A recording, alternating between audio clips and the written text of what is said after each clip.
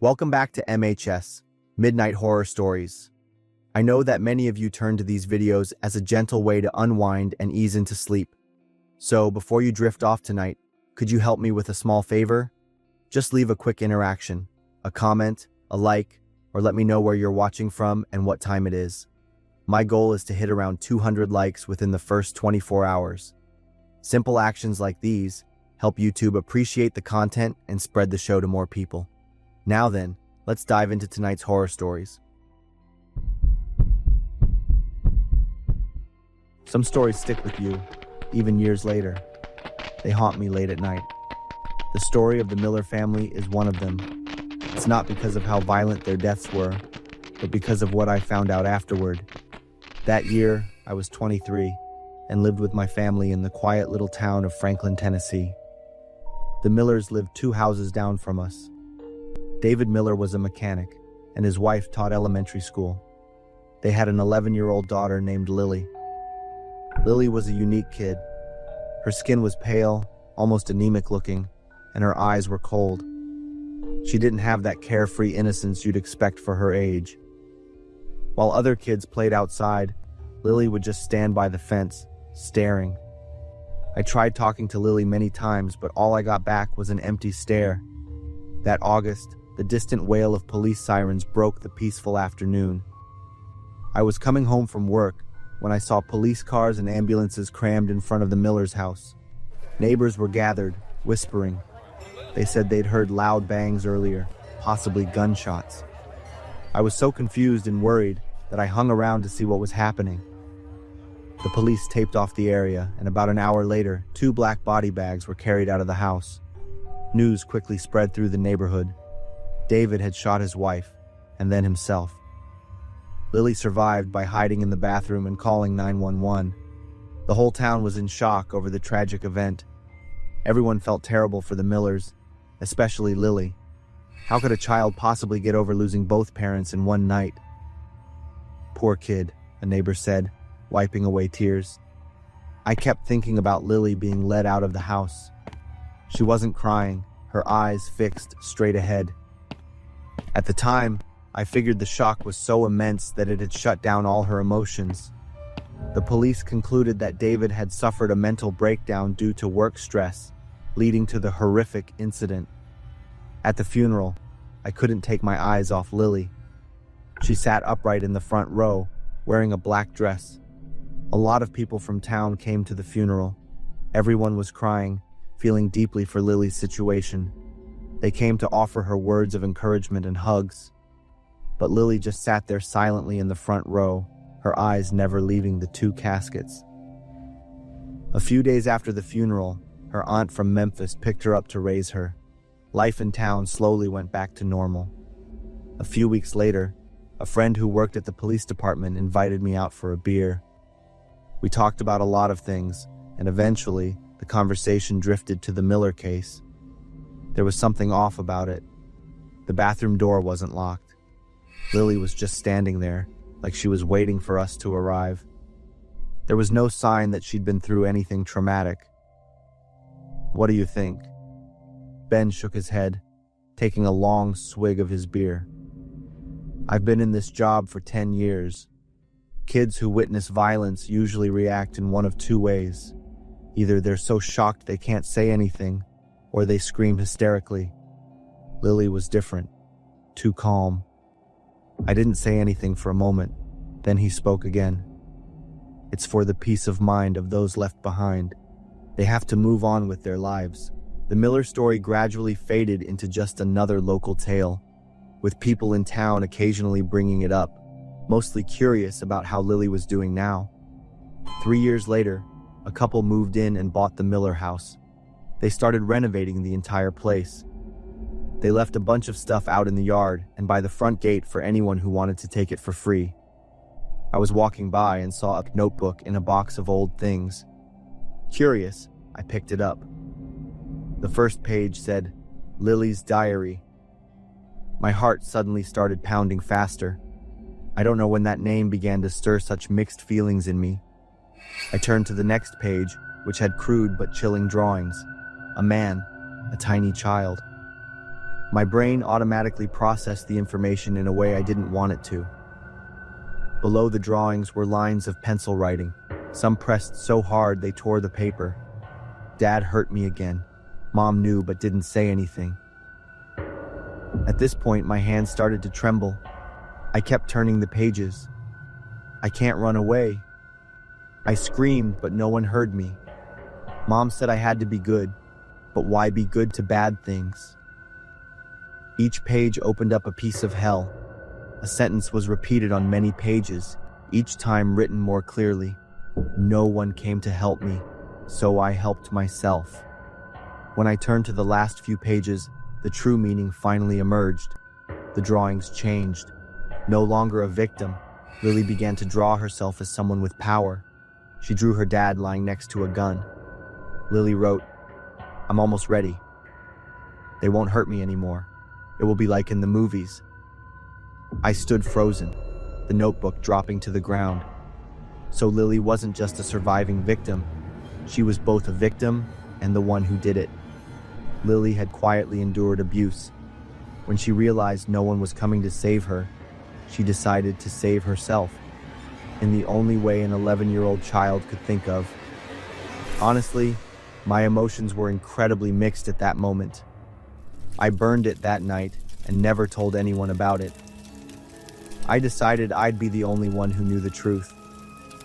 Lily was living a different life now, and I was sure it was a much better one.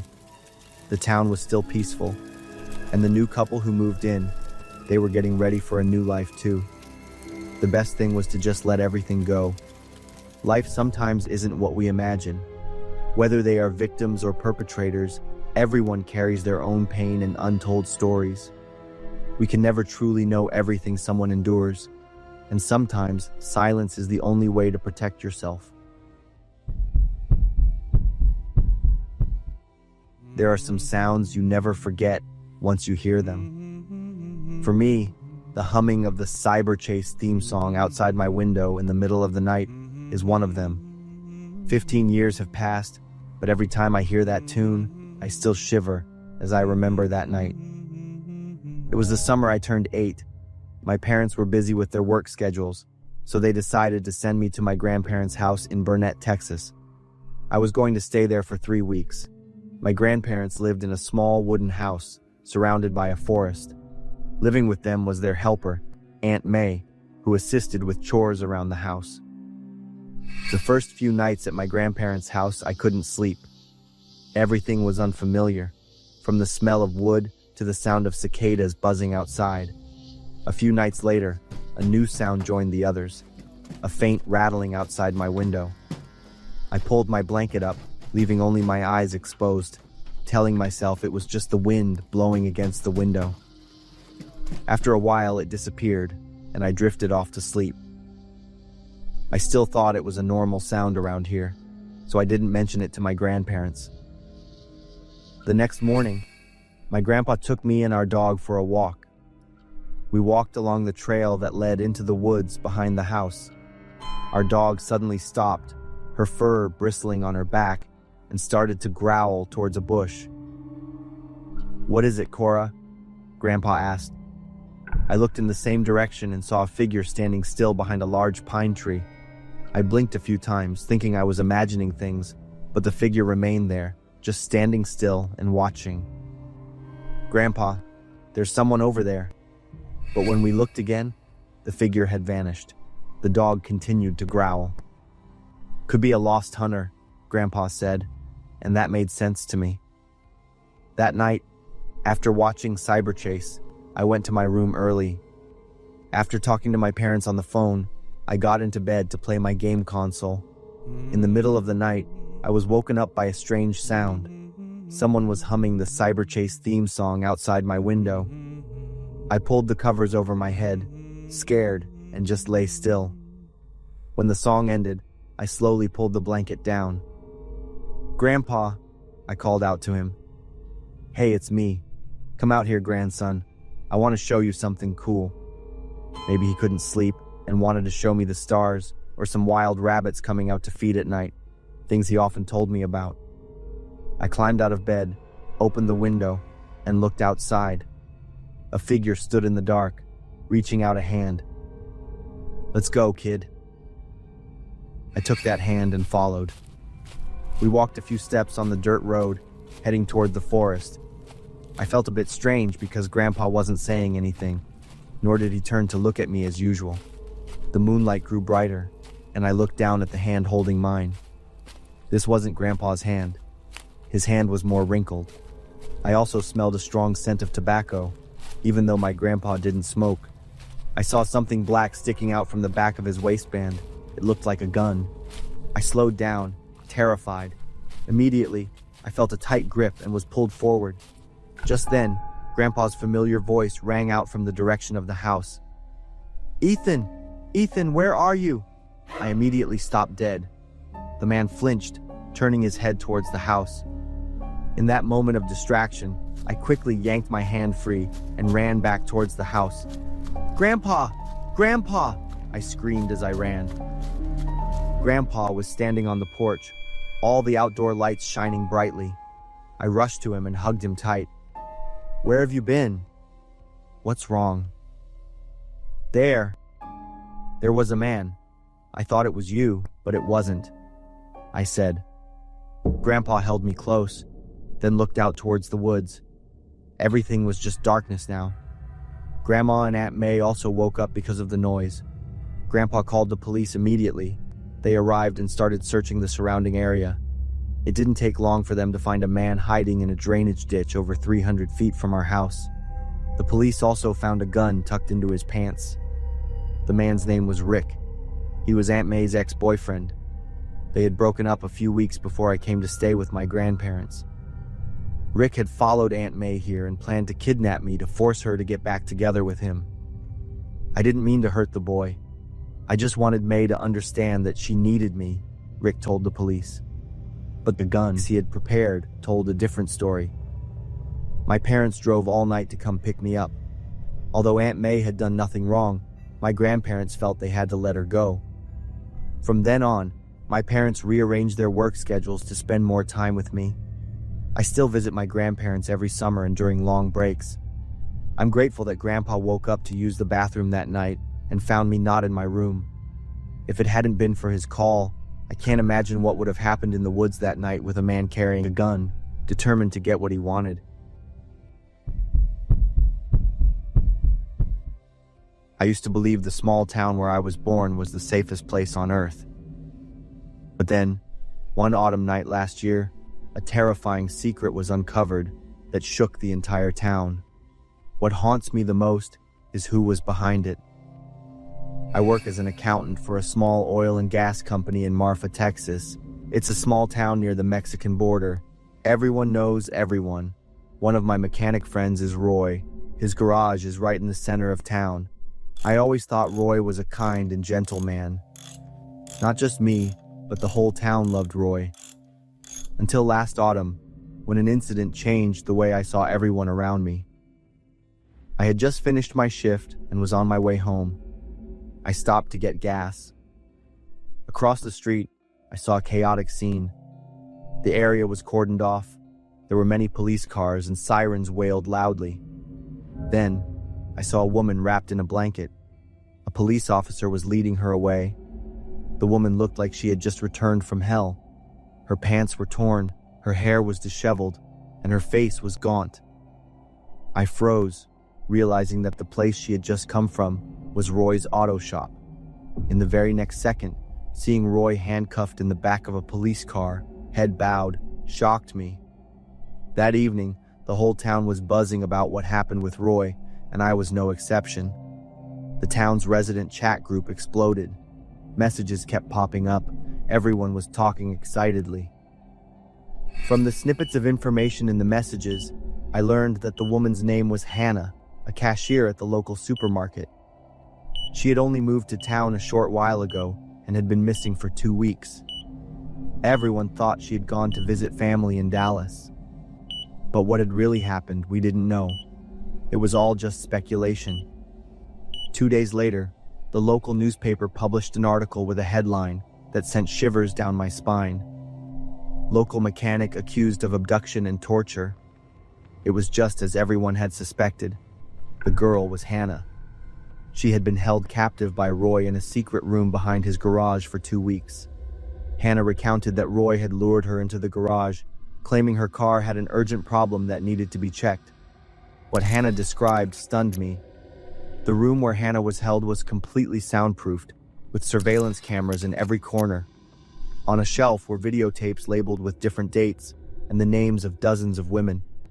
Among them was Jessica, a young and beautiful girl who was well known in town. Jessica had disappeared 3 years ago. Everyone thought Jessica had left town to pursue her acting dream in Austin. But now we knew the truth. The police also found a notebook belonging to Roy that detailed everyone's habits. He knew their exact work hours, when they came home, when they went shopping. Roy even recorded private conversations he had overheard. But that was only half of the horror, because those were the victims Roy had successfully executed his plan on. In the days after Roy's arrest, many other women came forward, stating they had been followed or approached by Roy. But as a beloved and trusted figure in the community, it was hard for people to unmask him.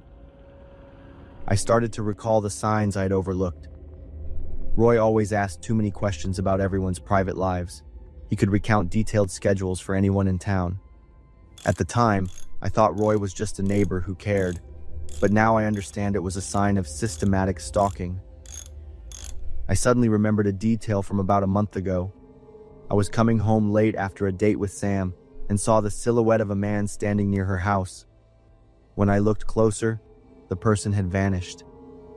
Now I'm sure it was Roy. It's terrifying that Roy had lived among us for years, receiving absolute respect and trust. The trial took place 6 months later, with many town residents and Roy's would-be victims present. He sat silently throughout the proceedings, showing no emotion. When his lawyer asked why he did those things, Roy simply said, "I wanted to understand them." He offered no complex defenses or explanations. Roy's statement silenced the entire courtroom. He didn't see women as human beings, but merely as subjects to study and control. Hannah left town right after the trial. Roy was sentenced to 25 years. His garage was demolished a month later. Now, it's just a gravel lot with weeds growing on it. The town of Marfa is not the same anymore. People have become more vigilant. Casual conversations on the streets have become less frequent. Sometimes the most dangerous person isn't a stranger in the dark, but the neighbor with a friendly smile. I learned that intuition never lies. If something makes you feel uncomfortable about a person, no matter how small, listen to it. Because sometimes the smallest details are signs of something far more dangerous. At midnight in a fancy Houston apartment, Orla was anxiously pacing around the living room. The TV was buzzing with news about mysterious disappearances, and they still couldn't find the person responsible. Orla listened closely to the news, her face showing fear. Suddenly, there was a knock on the door. Orla was startled. It would have been a normal sound during the day. But it was midnight now, and the tension from the news had Orla freaking out. The knocking continued, and Orla walked up, peered through the peephole, and raised her voice. "Who is it?" Suddenly, a white eye appeared in the peephole. "Hello, I'm the building's fire safety maintenance staff." The sight of those white eyes startled Orla again, and she instinctively stepped back. That guy looked like he was trying to peek into Orla's place through the peephole. Orla was totally thrown off and answered with a stutter. Are you here to check the fire stuff at midnight?" "This is my last stop, trying to wrap up today so I can have tomorrow off. Hope you'll help me out." Orla was still really unsure and cautious, but the guy kept knocking harder, so Orla had to open the door. As soon as Orla opened the door, someone pushed it quite forcefully from outside. In front of Orla was a guy, around 40, dressed in a staff uniform. He said his name was Julian and flashed a big smile. He had a special tool in one hand, gripping the doorknob tight with the other. and bracing his foot against the door. Seeing Orla looking worried, Julian said he'd try to wrap it up fast and head out, since he was beat after a long day. Orla stepped aside to let Julian come in. Getting inside, Julian didn't get to work right away. He sat down on the couch, checking out Orla's place with a smile. Julian started talking nonsense, acting all confident about it.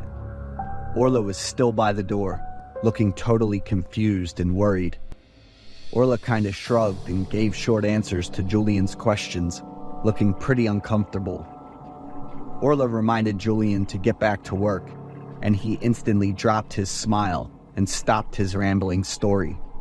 Julian glanced at Orla, a bit annoyed that she interrupted him. He got up and started checking around the fire alarm in the living room. Only then did Orla finally feel brave enough to step away from the door and head to the kitchen. As soon as she walked past Julian, he joked with her. "Do you know about all those disappearances lately? They're saying all the victims were young girls who lived by themselves." Orla looked at Julian's face and got chills, clearly worried. Orla stood there like she was glued to the floor. She kept her eyes on Julian, watching his every move closely. Orla noticed something weird about this guy, and to top it off, she was alone.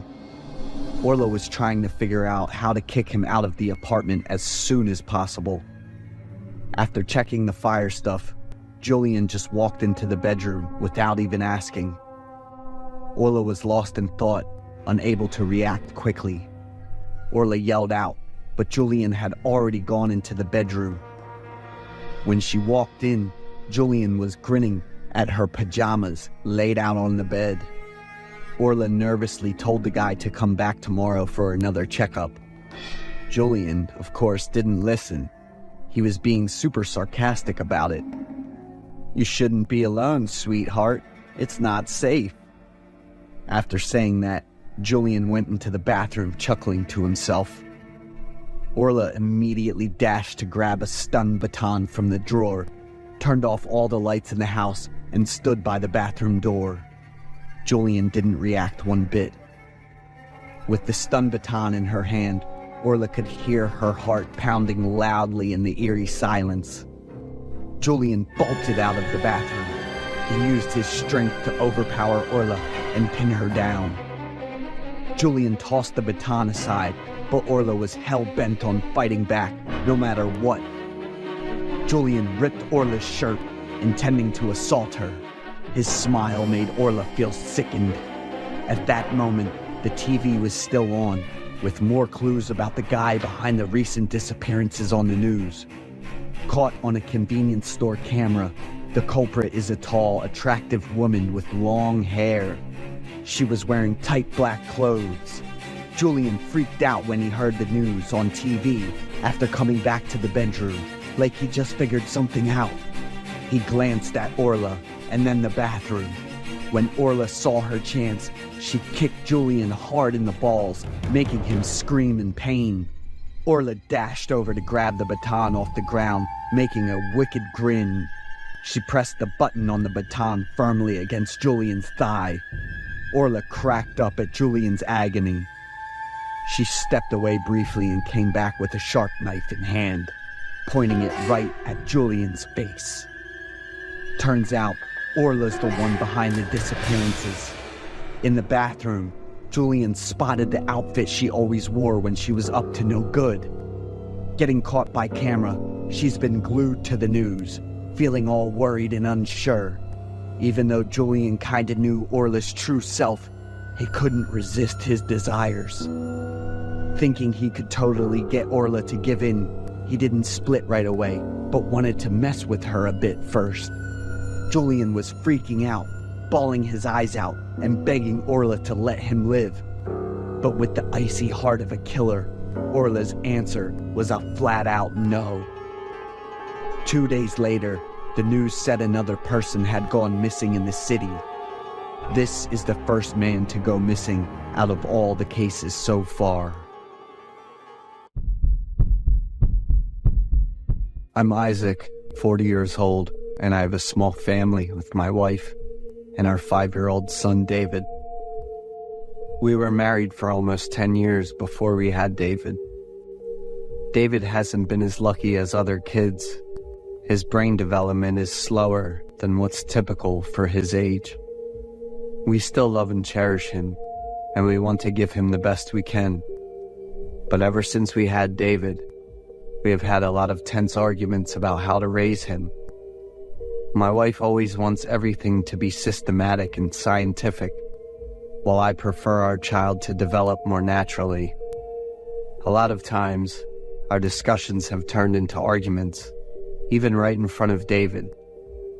One time, my wife and I got into such a heated argument that we ended up breaking some stuff around the house because I just couldn't calm down.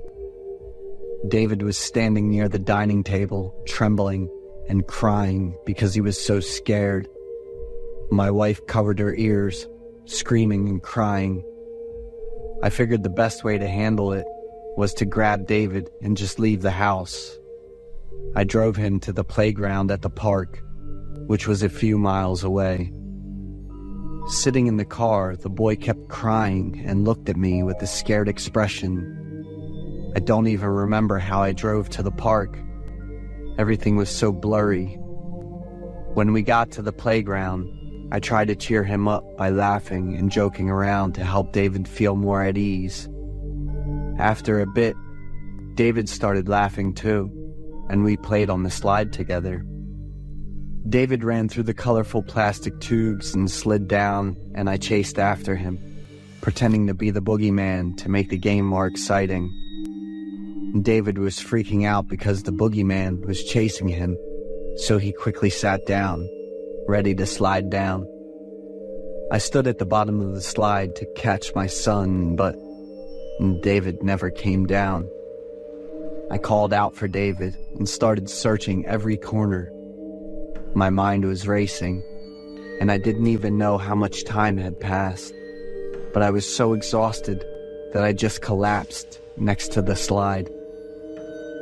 I woke up in the hospital with a doctor, a nurse, and some police officers there.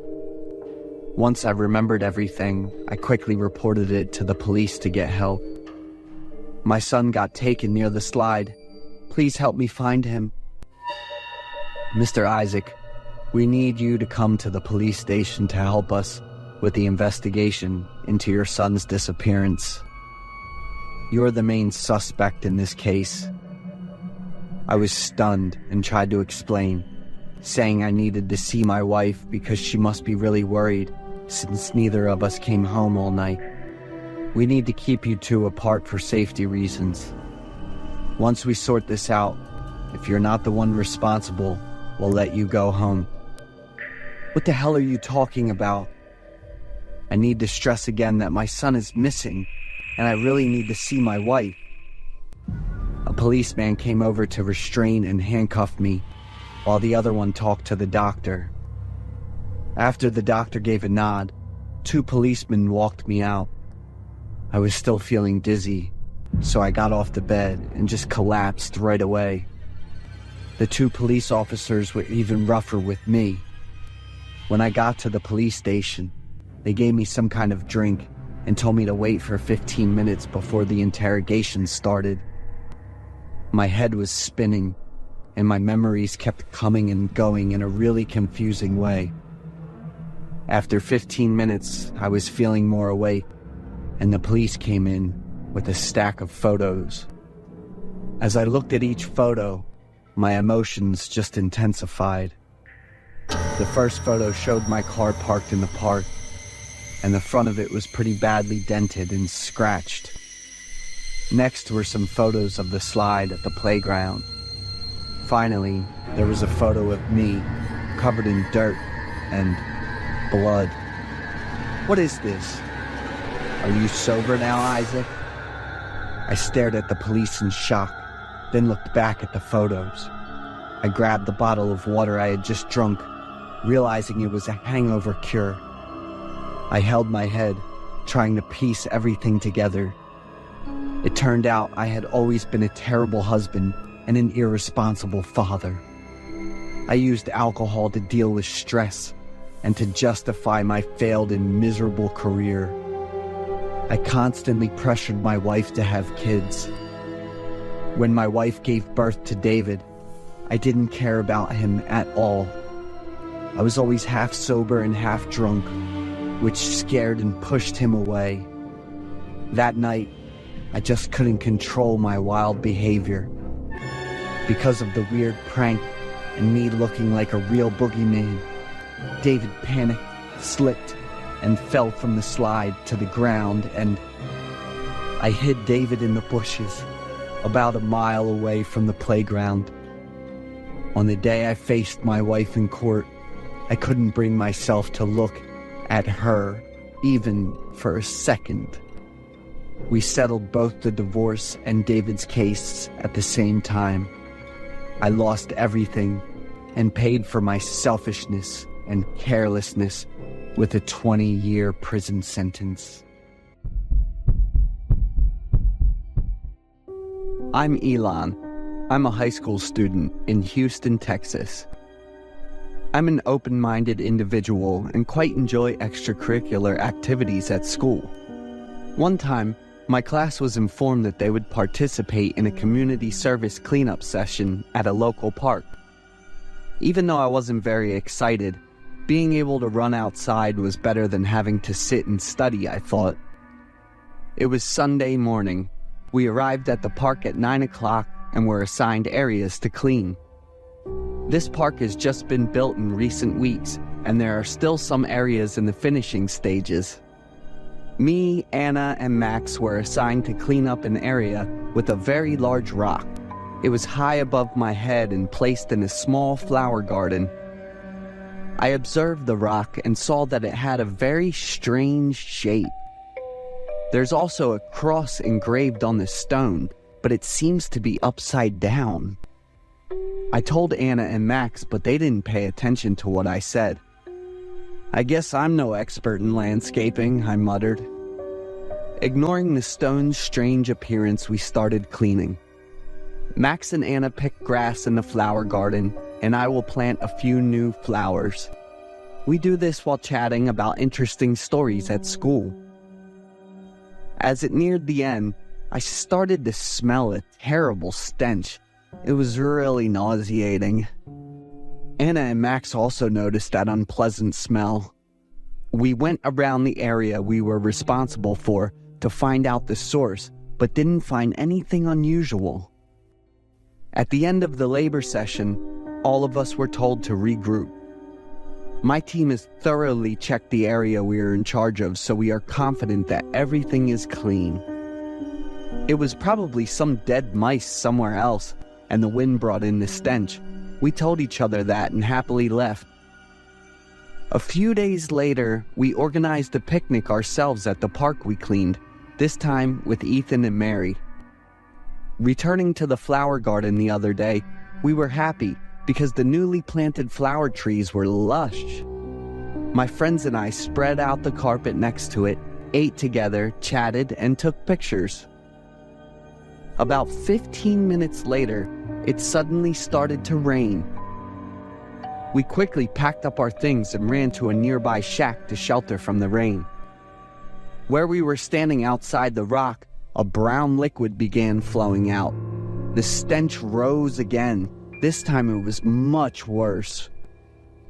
We were stunned to see that strange thing and looked at each other, confusing and scared. About 20 minutes later, the rain stopped. Me, Max, and Ethan came closer for a better look. Mary and Anna fearfully huddled in the shack. Even though I was scared, a feeling of curiosity was taking over me. Reaching out to brush a few flower plants next to the rock away, a feeling of dizziness immediately hits me.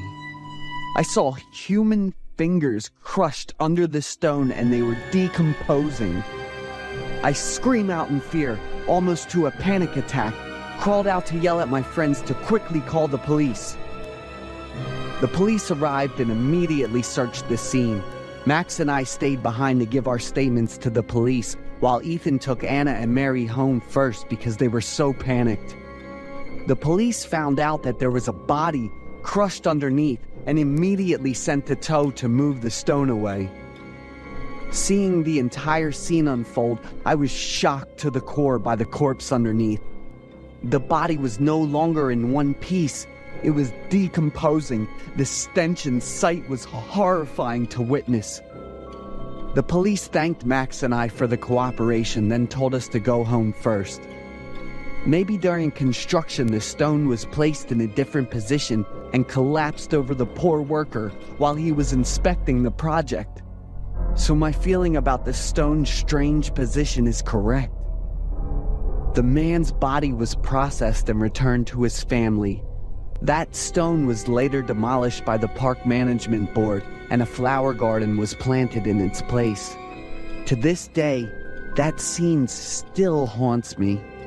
Extracurriculars now brings me the dreads.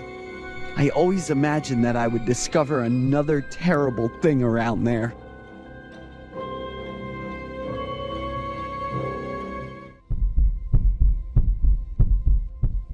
I'm Grace, and my family's just my parents and my twin brothers. It was Halloween night. I got back from my best friend's place, and the house was totally empty. There was a note from my mom on the dining table. "We will be at Mr. White's party, and we'll be back late. Handle dinner yourself. Do whatever you want.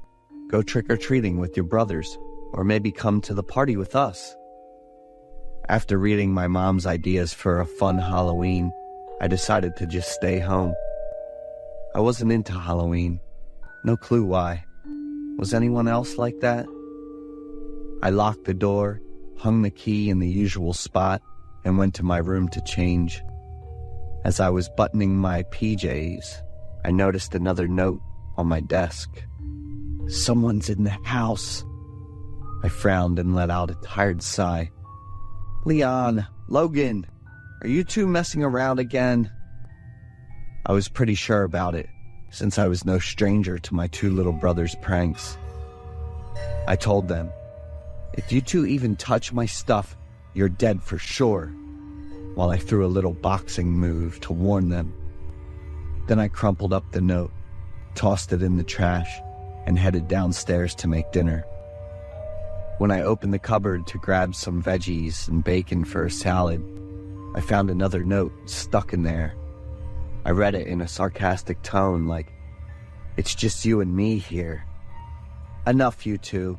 This isn't funny at all. Come out here before I really lose my patience." All I got in response to my annoyance was silence. "You two brats," I muttered as I walked toward the door, knowing they must have snuck back into the house again.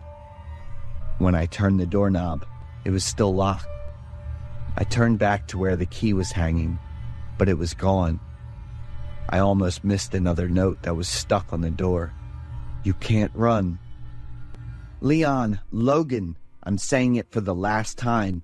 Get out here now," I yelled, really mad at those two kids as I kicked the door hard. I ran into the living room, and the bag with my phone was gone too. "What the heck is this?"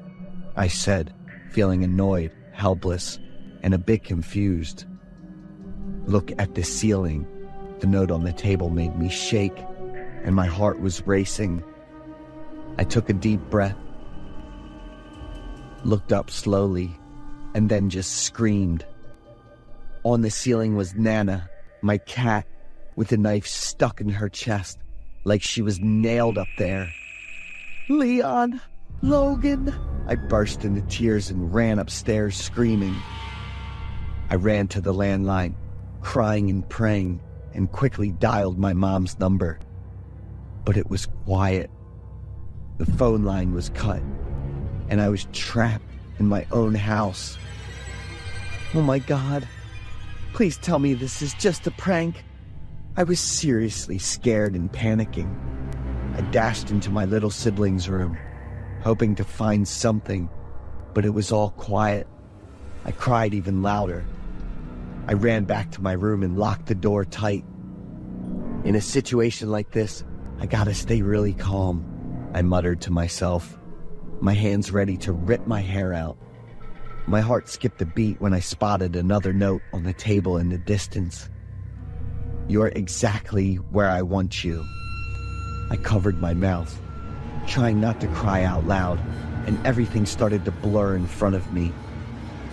I looked around the room and then spotted the laptop. I grabbed it quick and shot a message to my best friend. "This is serious.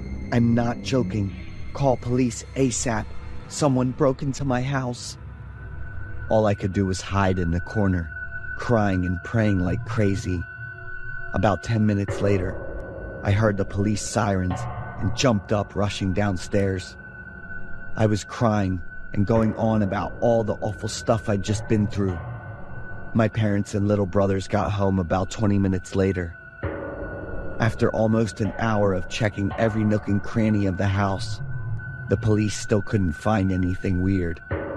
"Grace, behind you," Mom shouted in a panic. I was so close. "Trick or treat." That was what the note stuck to my back said.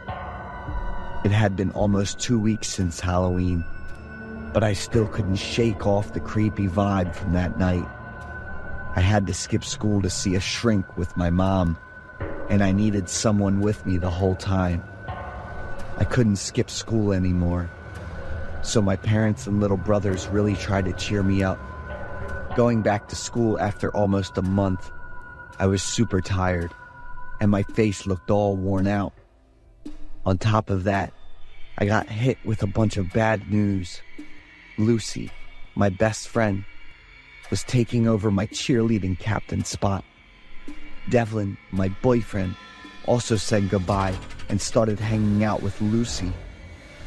Under the desk, there was another note that said, "You're now in the situation I wanted."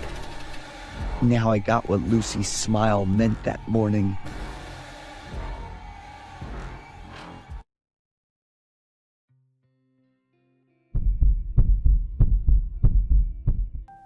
Hi, my name's Anna, 32 years old, currently residing in Illinois with my own happy family of me, my husband, and 3 little angels.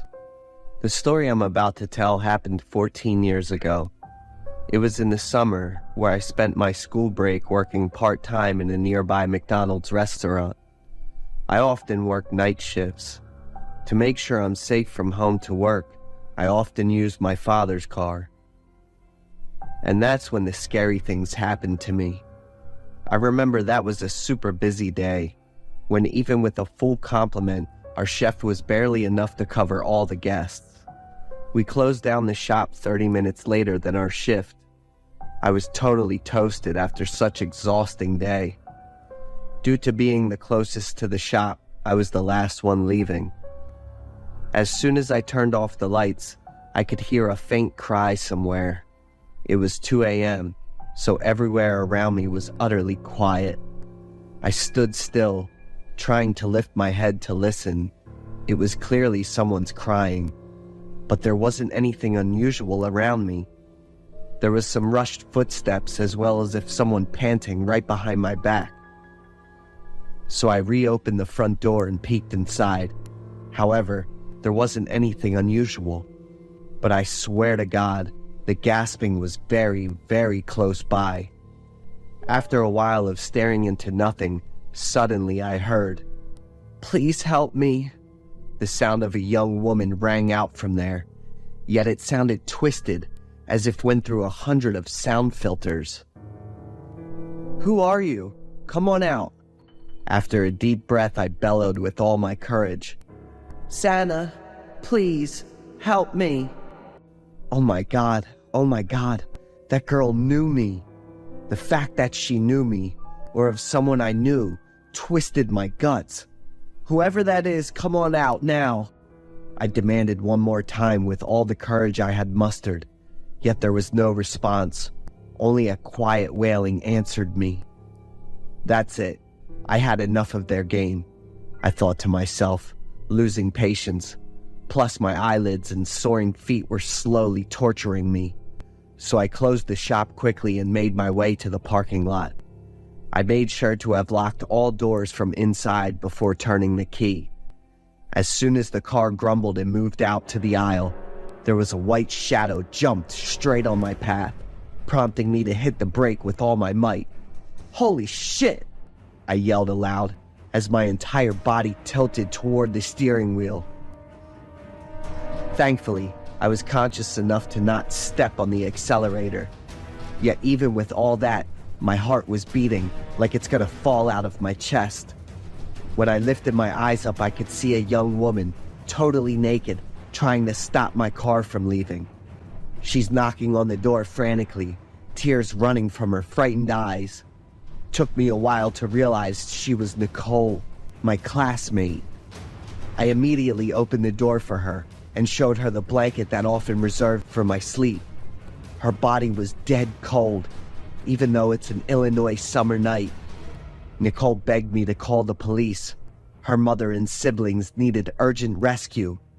It took me 3 times to successfully dial 911. My hands were shaking with all the adrenaline and fluctuating emotions. Nicole wasn't looking so hot at all. After telling her home address, she blacked out completely. Her body was full of bruises. Something very, very horrible must have happened to her. 10 minutes later, the police arrived with an ambulance and paramedics. It was around 3:30 a.m. The paramedics brought Nicole to the hospital, while a police officer escorted me home.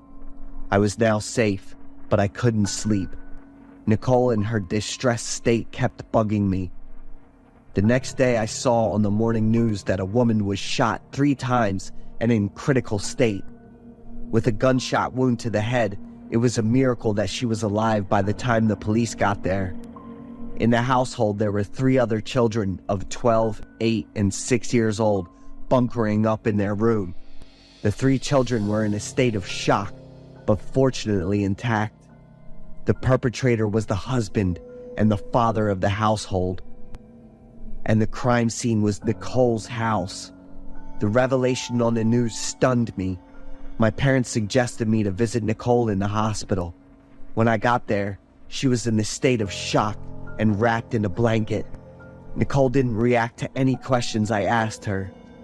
It drove me to tears, more when I now knew what she had been through.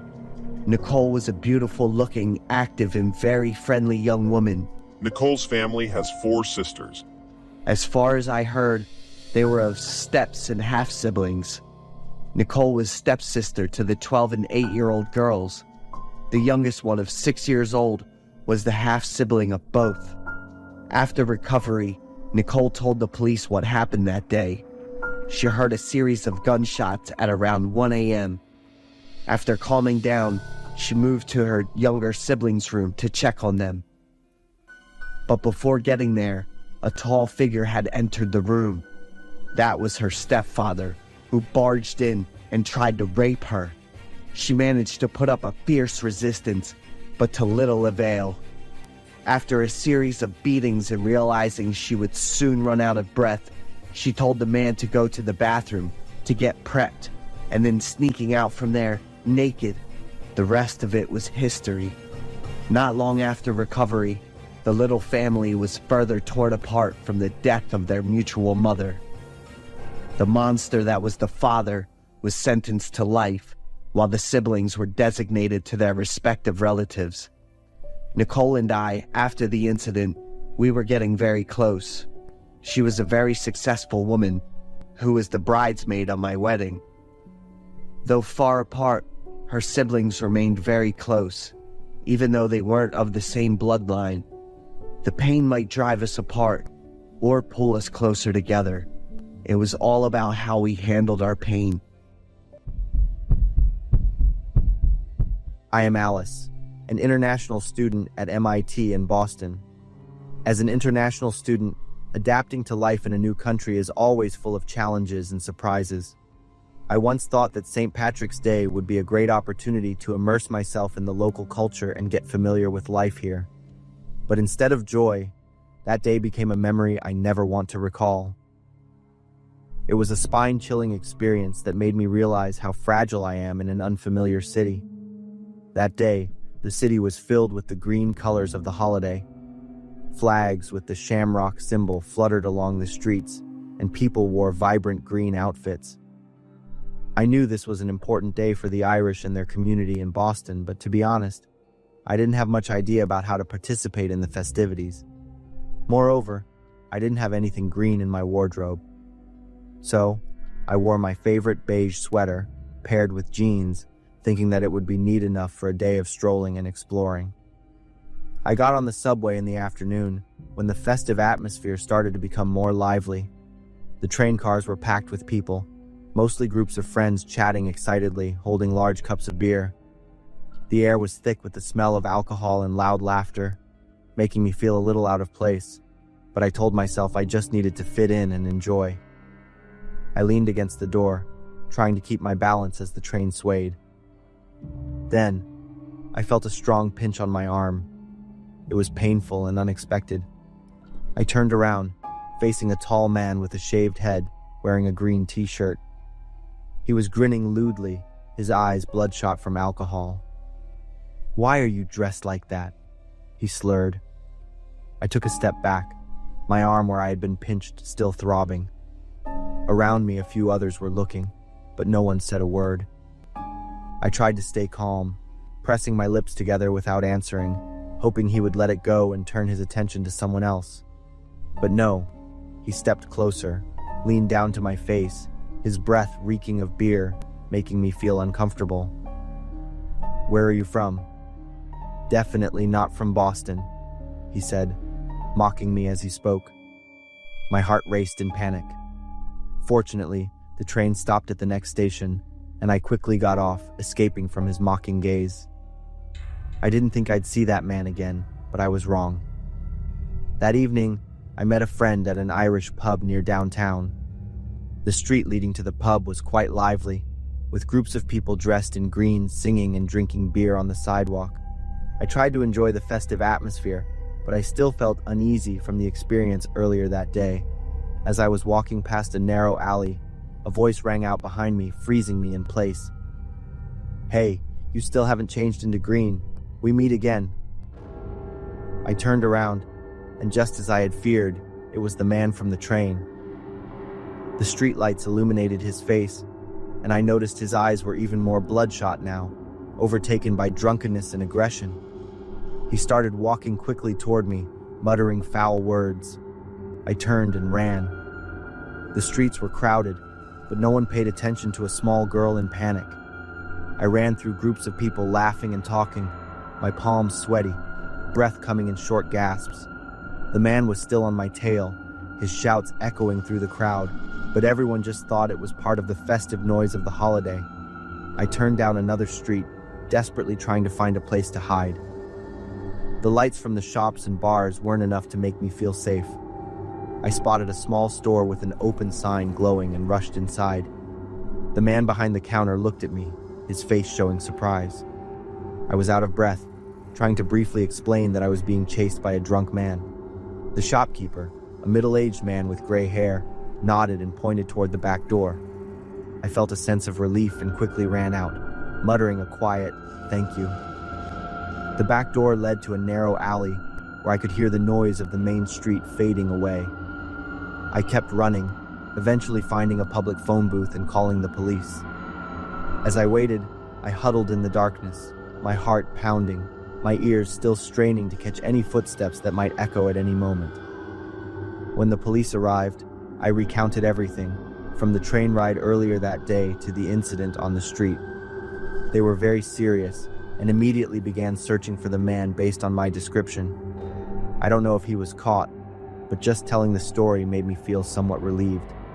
The next day, I woke up with a sense of relief. My experience of St. Patrick's Day in Boston did not go as I had expected. It wasn't a festive day filled with beer and laughter, but rather a memorable lesson in caution and vigilance. I didn't want this event to haunt me forever. Still, the image of that man, with his bloodshot eyes and cruel words, lingers every time I think about that holiday.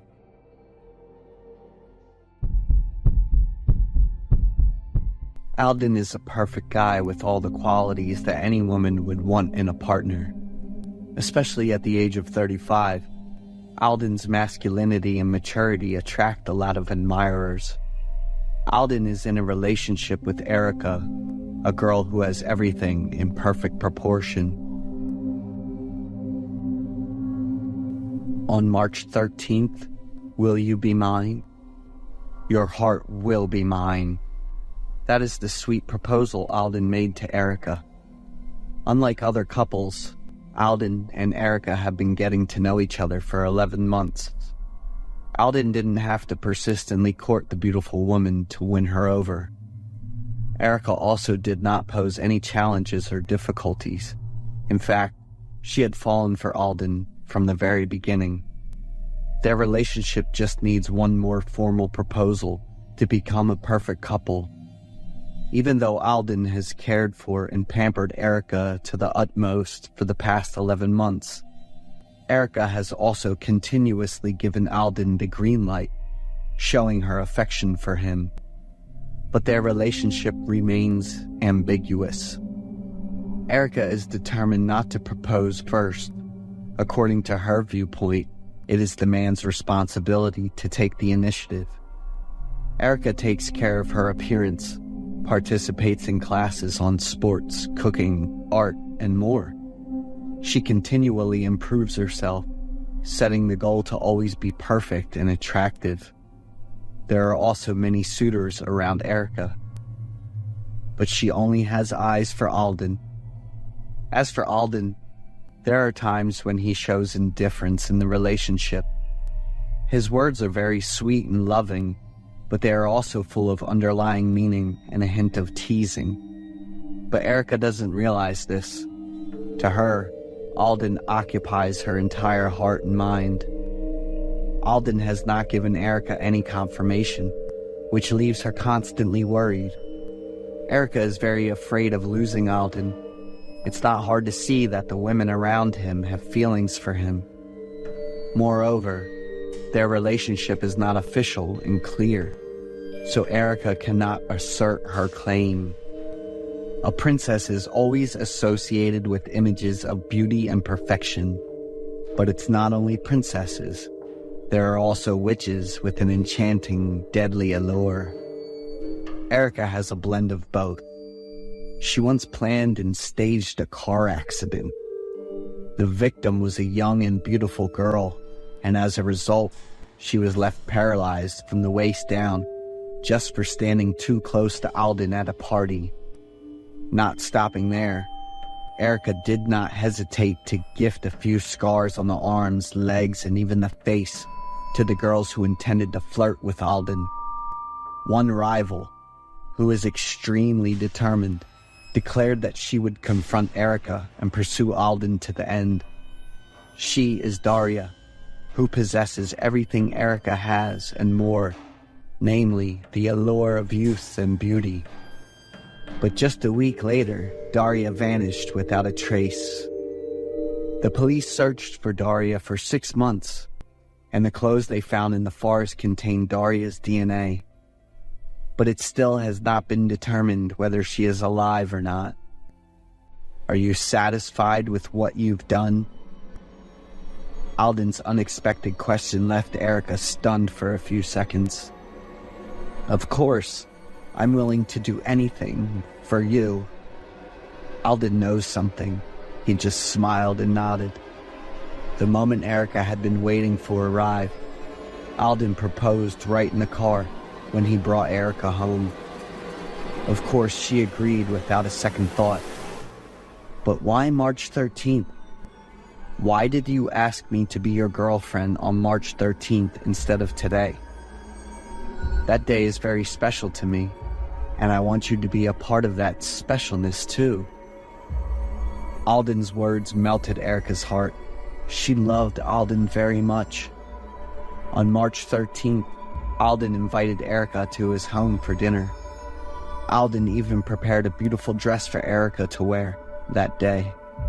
At exactly 7 p.m., Erica arrived at Alden's house.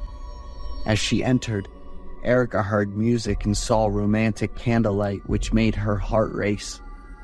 But she was very surprised by the happy birthday message decorated on the wall. Alden stepped forward, holding a birthday cake with a lit candle in the shape of the number 36 on top. "You didn't tell me your exact birthday. You are the most wonderful gift. Will your heart be mine?" Erica happily nodded and embraced Alden. After many days of waiting, hoping, and worrying, Erica became Alden's girlfriend. Erica can confidently say that they are a couple. They had dinner together. Erica continuously talked about their future plans and dreams with immense enthusiasm. Alden simply smiled lightly and did not respond. "Eat quickly, because you're about to leave soon." Erica looked at Alden in confusion, not understanding what he meant. "I will take you to a very wonderful place. Let's cut the cake first." Alden placed the cake in front of Erica. He went around to the back of Erica's chair, leaned in close to her ear, and whispered, "Are you ready?" Erica had no time to react. A knife was plunged straight into her left chest. An hour later, Alden stepped out of the house with a satisfied expression, his mouth still smeared with blood. Alden drove away with the body of a woman without a heart in the trunk of the car. The cycle of the next 11 months continued as Alden searched for another heart, the 13th heart.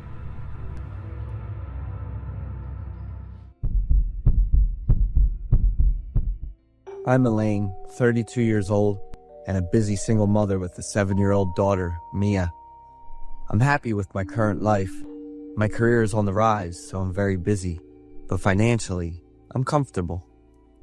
Mia is a well-behaved, thoughtful, and incredibly warm-hearted little girl. I plan to work hard for another 7 or 10 years, and then retire early to live a happy life with my daughter. I know Mia feels sad because she doesn't get much attention from me, but she has never complained or blamed me. She always gets high grades, behaves appropriately, and takes care of herself without me needing to remind her. Thank you, Mia. Thank you for being there and walking this journey with me. I hugged my daughter tightly and broke down in tears. "I've really missed you so much," I whispered. "Mom, I'm still here," Mia asked, causing me to startle. What I mean is, I really miss you when I'm at work."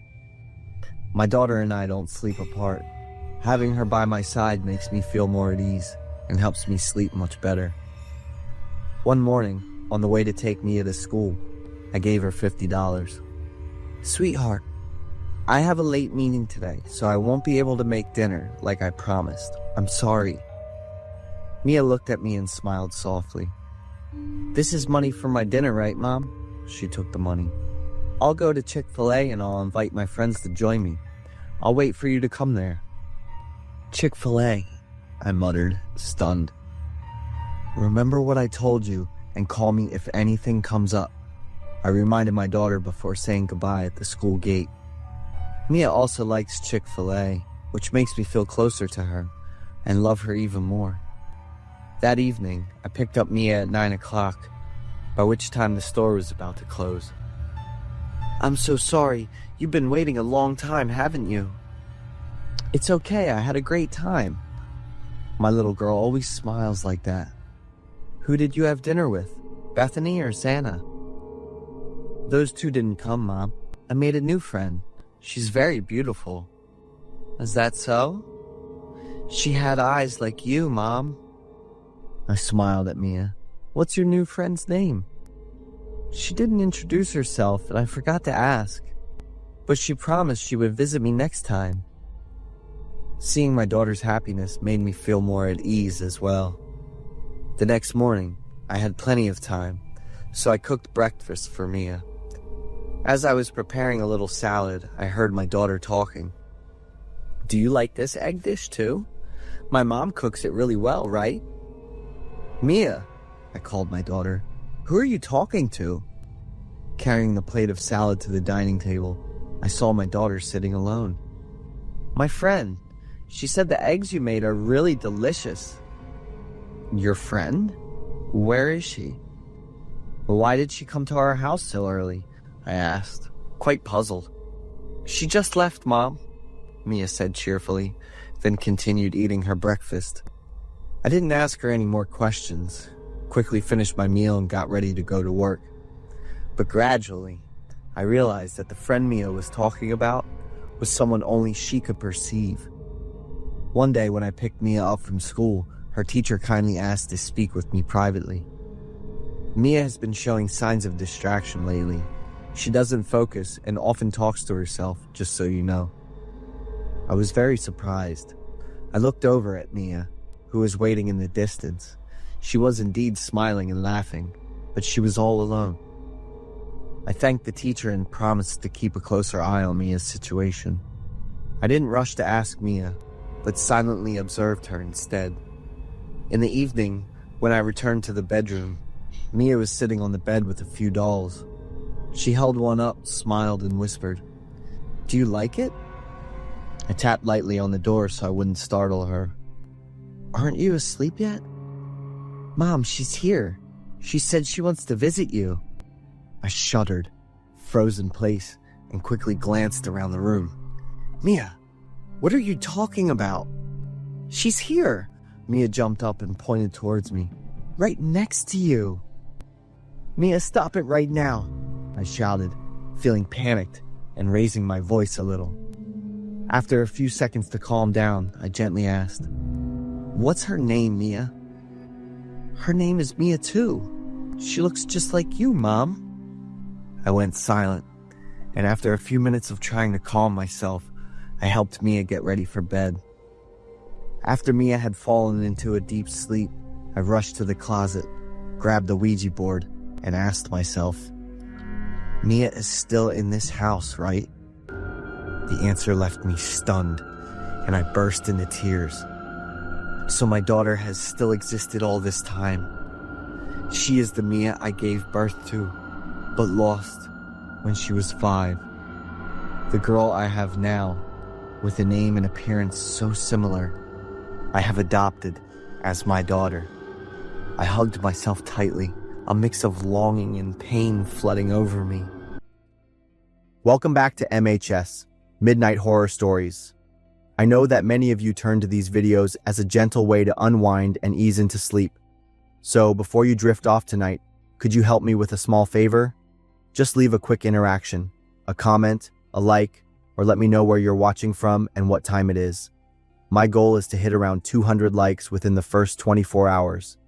Simple actions like these help YouTube appreciate the content and spread the show to more people. Now then, let's dive into tonight's horror stories. I can never sleep in a completely silent room, because in absolute silence, I'll hear that sound again. I'm Amy, and that year I was 12 years old. My parents sent me to the town of Phoenicia in New York to spend the summer with my maternal grandparents. Their wooden house was located far from the main road, surrounded by cornfields and pine forests. My grandparents' closest neighbor was Mr. Bill, about 60 years old, who lived alone. Mr. Bill was as strong as a bison. Every day he did all sorts of different jobs around his ranch. On the 3rd day after I arrived, Grandma rushed home, her face ashen. "Bill is dead." I was stunned. Just yesterday, Mr. Bill had waved from across the fence as I walked by. The doctor came to perform an autopsy that same afternoon.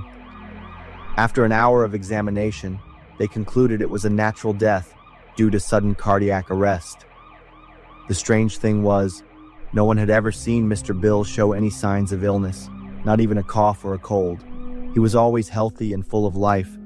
Following the farming community tradition, families would bury their loved ones on the same day in the plot behind their house. The funeral was attended by many town residents. Even though I had only just met him, I was very fond of Mr. Bill, so I went with Grandma to attend the funeral. I stood next to Grandma, watching them lower the coffin into the deep hole, feeling both sad and a little shiver. That night, I couldn't sleep well, probably because Mr. Bill's sudden death was still haunting my mind. In the middle of the night, I woke up because I had to use the bathroom. My grandparents' bathroom wasn't inside the house. It was a separate outhouse located in the plot behind the house. The path to it was a small dirt road. I hesitated for a few minutes, then decided to grab a flashlight and step outside. The August night air was chilly, and crickets chirped from everywhere. The faint moonlight filtered through the trees, casting strange shadows on the ground. As I walked past the fence that separated the two properties, I saw Mr. Bill's fresh grave. I continued towards the outhouse, my hand gripping the flashlight tightly. Just as I stepped inside the outhouse and sat down, I heard a sound. It was a thumping. I held my breath, listening.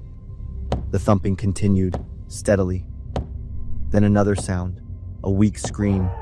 I jumped up, my pants not even properly pulled up, and ran at full speed back to the house.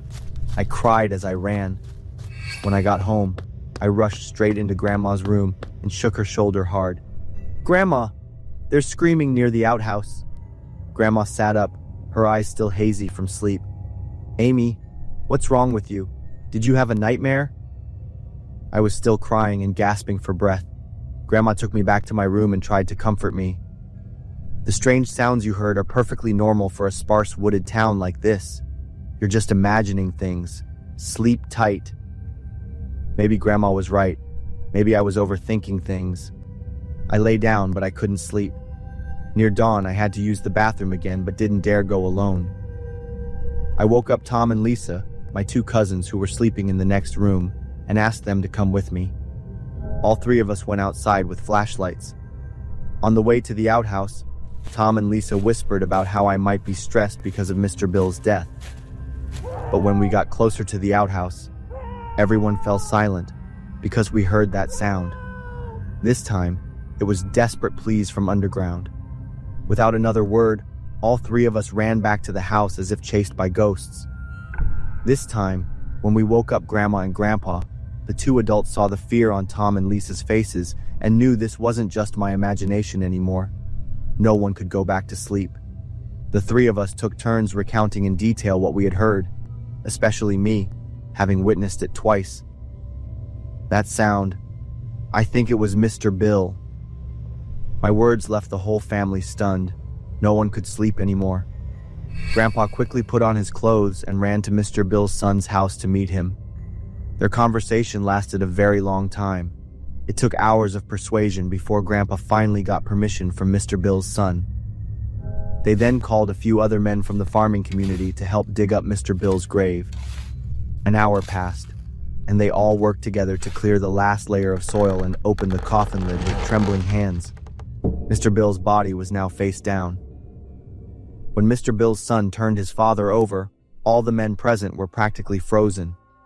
Mr. Bill's eyes were wide open, his mouth agape as if he had been desperately trying to scream. His entire body was covered in scratches and dried blood. There were also claw marks on the coffin lid, evidence of the terrifying last hours of his life. Mr. Bill had been buried alive. His son knelt beside the body, sobbing. My grandpa and the other men stood around, unable to believe the horrific scene they had just witnessed. The doctor who had performed Mr. Bill's autopsy earlier was called in. After re-examining him, he concluded that Bill had overexerted himself, leading to sudden cardiac arrest. It was a rare case that caused him to be mistakenly thought dead, when in reality he had only fallen into a deep coma. Bill ultimately passed away from suffocation or a heart attack while in the coffin. Many years have passed, but I still cannot forget the desperate thumping that echoed from underground, the cries for help from a man buried alive.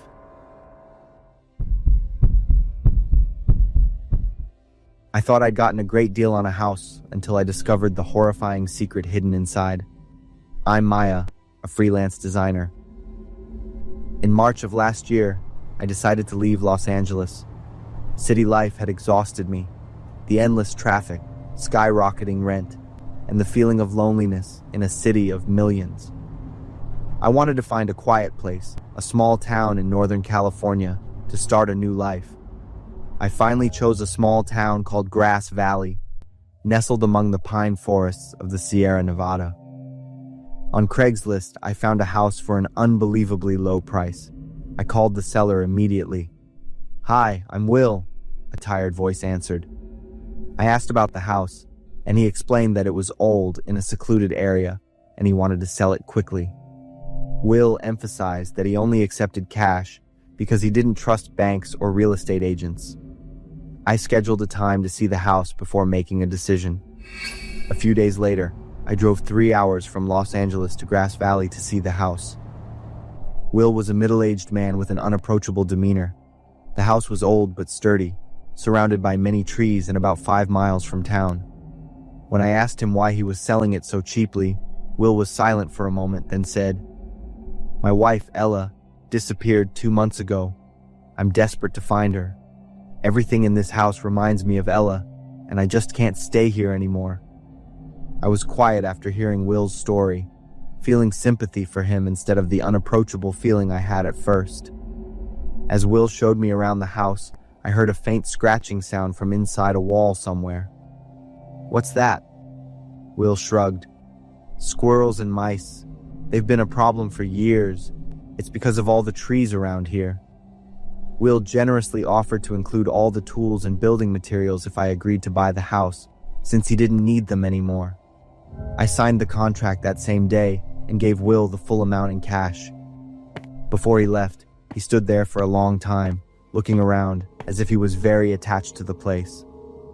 3 days later, I moved in with my best friend Levi to help me fix up the house. Levi is a contractor, so I completely trusted him to make all the decisions. On the first day, we planned to repaint the living room. As we took down all the items hanging on the walls, I noticed a picture of a woman with long hair. This must have been Ella, the wife Will mentioned. I carefully put the picture in a corner. When we started painting the walls, the scratching sound returned. This time it was louder and more frantic. "That animal sounds pretty big and strong," Levi said. "We should probably call a service to handle it." We turned on some music to drown out the noise and continued our work. By the third day, as we were cleaning out the basement, I heard a faint sound, like someone crying. "Did you hear that?" I asked Levi. He stopped what he was doing and listened. "It's probably just the wind." But the next day, the crying returned, along with some screaming. At this point, we started to feel uneasy, but I had put all my money into this house. I had no choice but to continue with my plan. The next day, while doing some repairs in the basement, we discovered a wall that looked strange. The bricks and mortar were newer than the rest. "This wall was built recently," Levi said, touching the surface. "There might be another room behind it." After some discussion, we decided to break down the wall. After nearly an hour, we had created a large enough opening for us to go inside. Levi went first, shining his flashlight. Immediately, we were hit by an overwhelming stench. The flashlight beam swept around the room. We realized it was a small, windowless room with a low ceiling. Then I noticed the long brown hair of a woman. She was lying face down on the concrete floor, her body curled up. I screamed, clutching onto Levi, my heart pounding. He was also panicked and quickly shined the flashlight into another corner. But by doing so, we accidentally discovered the next horror. In the opposite corner, another woman was sitting, leaning against the wall, her head bowed. This time, Levi screamed even louder than I did. Suddenly, the woman slowly looked up. Her lips moved as if she was trying to say something. I started to walk towards the woman, despite Levi's attempts to stop me. My emotions were incredibly mixed at that moment. There was shock, disbelief, and a little anger. This was the house I had put all my money and effort into buying. I couldn't accept that it held such a horrifying secret. When I got closer, the woman looked at me with a look of great hope. On the wall near her, there were countless claw marks with dried blood on them. I realized this was the source of the scratching we had been hearing for the past few days. It was only then that I truly understood the horror of the situation. This woman had been locked in here for months, living in absolute darkness, with no food, only drops of water leaking from a pipe. She had been living next to a dead body. I pulled out my phone with a trembling hand and called 911.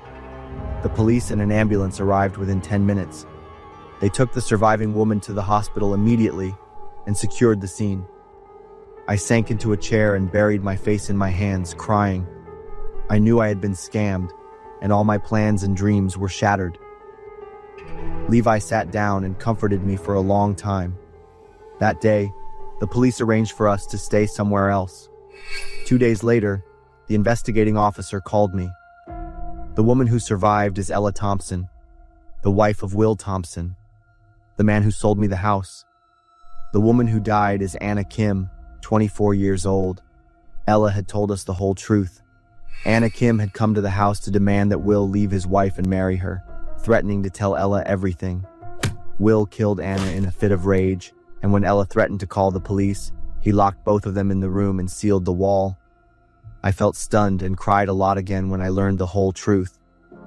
Will was arrested at a motel in Sacramento. He confessed to murder and unlawful imprisonment. Ella recovered after 3 weeks of treatment at the hospital. As for me, I put the house back up for sale after having everything in the basement completely cleaned out.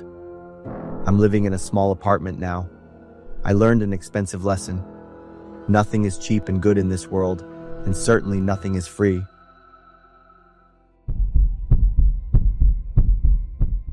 It's been a year since this happened, but I still can't believe I survived because I fell asleep.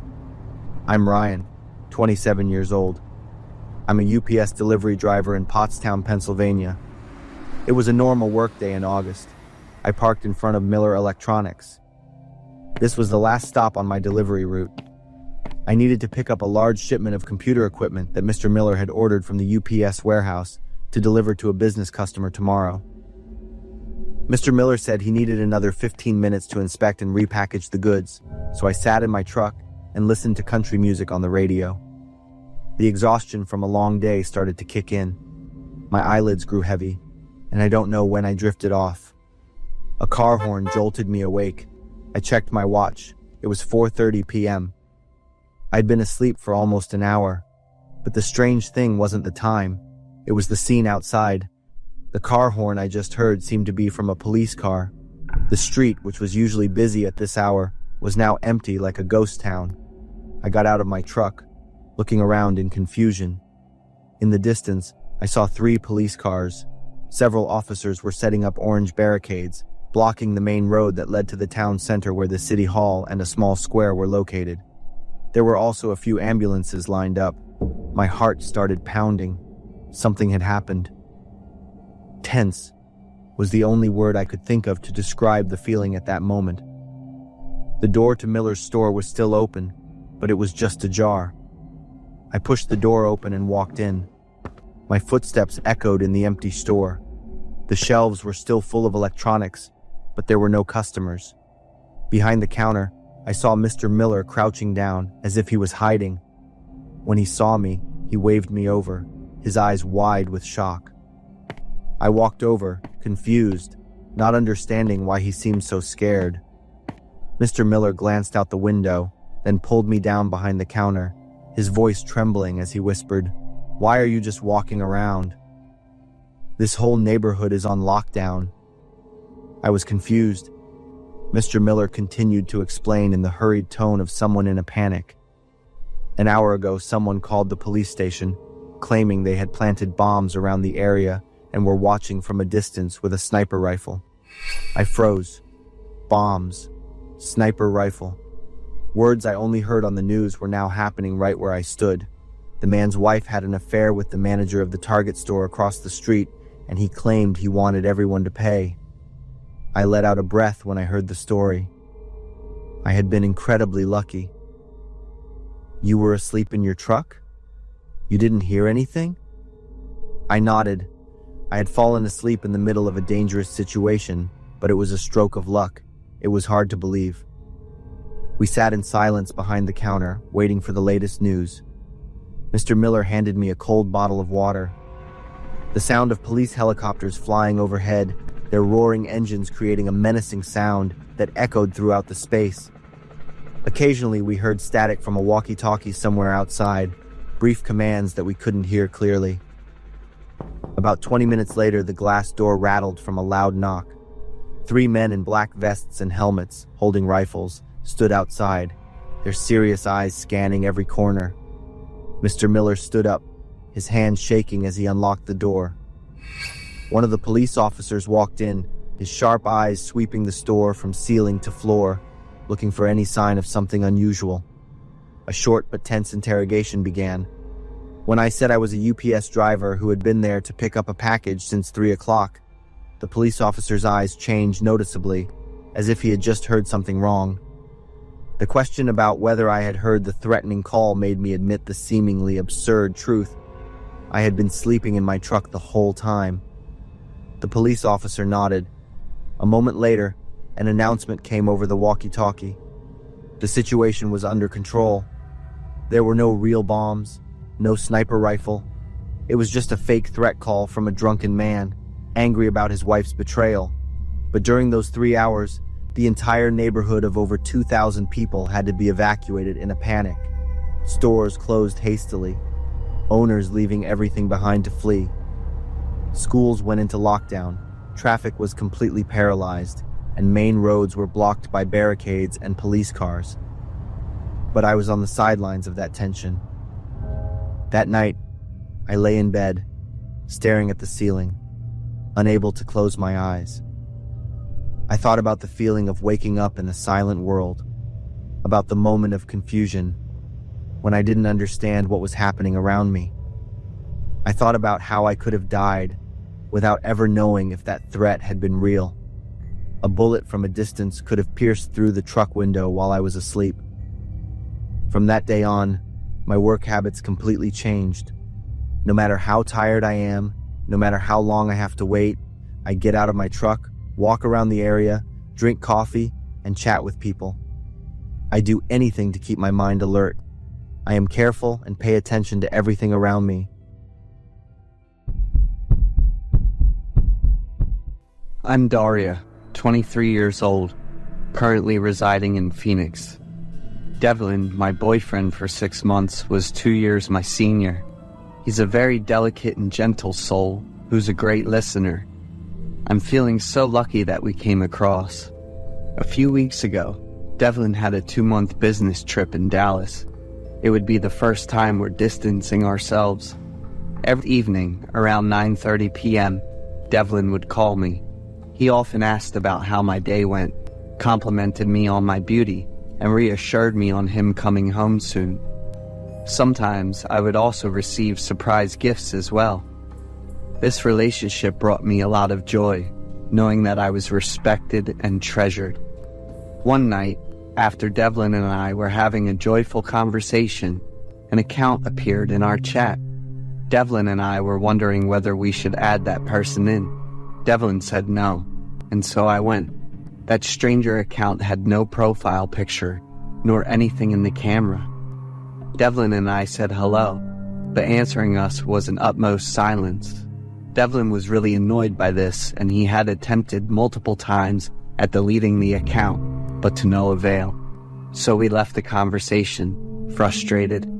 After the third wheel encounter, we went to sleep, texting our goodbye. Yet I felt really odd about that strange account. The next evening, Devlin called me once again at 9:30 p.m. Seeing him brought me a lot of joy, and I turned on the call. As soon as we saw one another, that account bumped right in. Devlin was furious this time and aggressively interrogated the stranger account on what he wanted. Suddenly, that account sent a message in the chat bar. Michael Brown, 31, San Jose. At first I thought he's trying to introduce himself, so I said hi back. But Devlin was not in the same boat as me. He was visibly angry with the account. He demanded the account to leave us alone, or else he'd call the police. I was really baffled by Devlin's oddly fierce behavior. He normally was very polite and gentle. Devlin then told me to turn off the call immediately, which I followed suit without anything else. A few minutes later, Devlin called me on my phone, stuttering and trying to tell me to never believe anything the other said. I could hear panic in his voice, same as exhaustion. Must be a tough week for him, I thought. While I constantly reassured Devlin and told him to get some rest, he kept babbling about keeping faith in him. Ending the call in a rather weird note, I kept thinking about Devlin's odd behaviors. The next day, Devlin was not online at all. He disappeared for an entire day. And in the evening, he told me he was having some urgent things to do and couldn't let me know beforehand. "It's all right," I texted him back, then sunk down on my web surfing. Suddenly, that stranger account sent a message in the chat bar. Natalie Garcia, 21, model. What was going on? I mumbled, looking at the text. So I went online and searched for the Natalie Garcia on the internet. The information in her picture really puzzled me out. She was somewhat very similar to me, to the point of almost doppelganger. So Miss Natalie Garcia here was a newly risen model. Yet for the last couple of months, she was reported missing. After finishing my research on Natalie, I suddenly thought about the other account, so I came over to ask further. First about their intention at sending me Michael and Natalie's names. Yet the account had disappeared without any trace. Even stranger, due to me not deleting the conversation at all. Suddenly, Devlin called me on my phone, prompting me to pick up. "Honey, can you look over the window for me?" I did not reply, since I was still dumbfounded and clouded with disbelief over his sudden appearance. When I came over to pull away the curtain, Devlin was on my front porch, carrying a rose bundle and smiling at me. Everyone had a sweet spot, and to me, it was this sweet surprise. Devlin said he'd arranged this 2 days to go back to me and will return to Dallas later. For that 2 days, we left the bustling world behind and only cared about us. That strange account and its mysteries, I left it in the corner and let it be. When Devlin returned to Dallas after the short vacation, I helped him with the luggage. Suddenly, I saw a Californian ID. Curious, I lifted it up, showing the owner Michael Brown, 31 years old, residing in San Jose, California. The portrait showed a person that was seemingly Devlin, yet there were differences, as if it was him but wasn't him. Now, with this new discovery, I remembered the information that account sent, and it was uncannily accurate. However, as soon as I questioned Devlin about the ID I found, his attitude changed completely. He hushedly grabbed the card, saying that it was his twin brother. But he didn't look at me in the eyes, and I had never heard him mentioning about any of his brothers. I didn't press it further, and when he left, my mood wasn't in a good way. Upon returning home, I wanted to contact to that stranger account to ask everything out, and like already knew my intention, there was messages sent from that account to me. "Get away from that killer, ASAP." The text put chills on the back of my neck. I had to read it again to calm enough to reply. "Who are you? What do you know of my boyfriend?" "Everything. Can I see you in person for a conversation?" "Can't. I'm dead for 2 months now." My body started shaking uncontrollably. The text notification rang out one more time, and this time, I told myself I need to be calm and take care of things. A suburb abandoned house in Carefree. The last message made me shudder, and now I couldn't take it anymore. I turned off my phone and deleted all the messages, trying to forget this creepy thing. However, the curiosity slowly overtook me. I kept thinking about that abandoned house that account said. Also, Devlin's messages to me would make me grow more and more suspicious about him. What kind of secret did my boyfriend hold, I wondered. So I decided to get to the bottom of this. It's true that in Carefree suburb had an abandoned house. So I went there with a close friend of mine. As soon as we stepped in, a sense of dread and a nasty stench assaulted our noses, nauseating us. Too afraid to venture further, we decided to call the police. In my care, I bursted out crying. I couldn't control myself anymore. When the police arrived and scoured out the building, They found a decomposing body having the identification of Miss Natalie.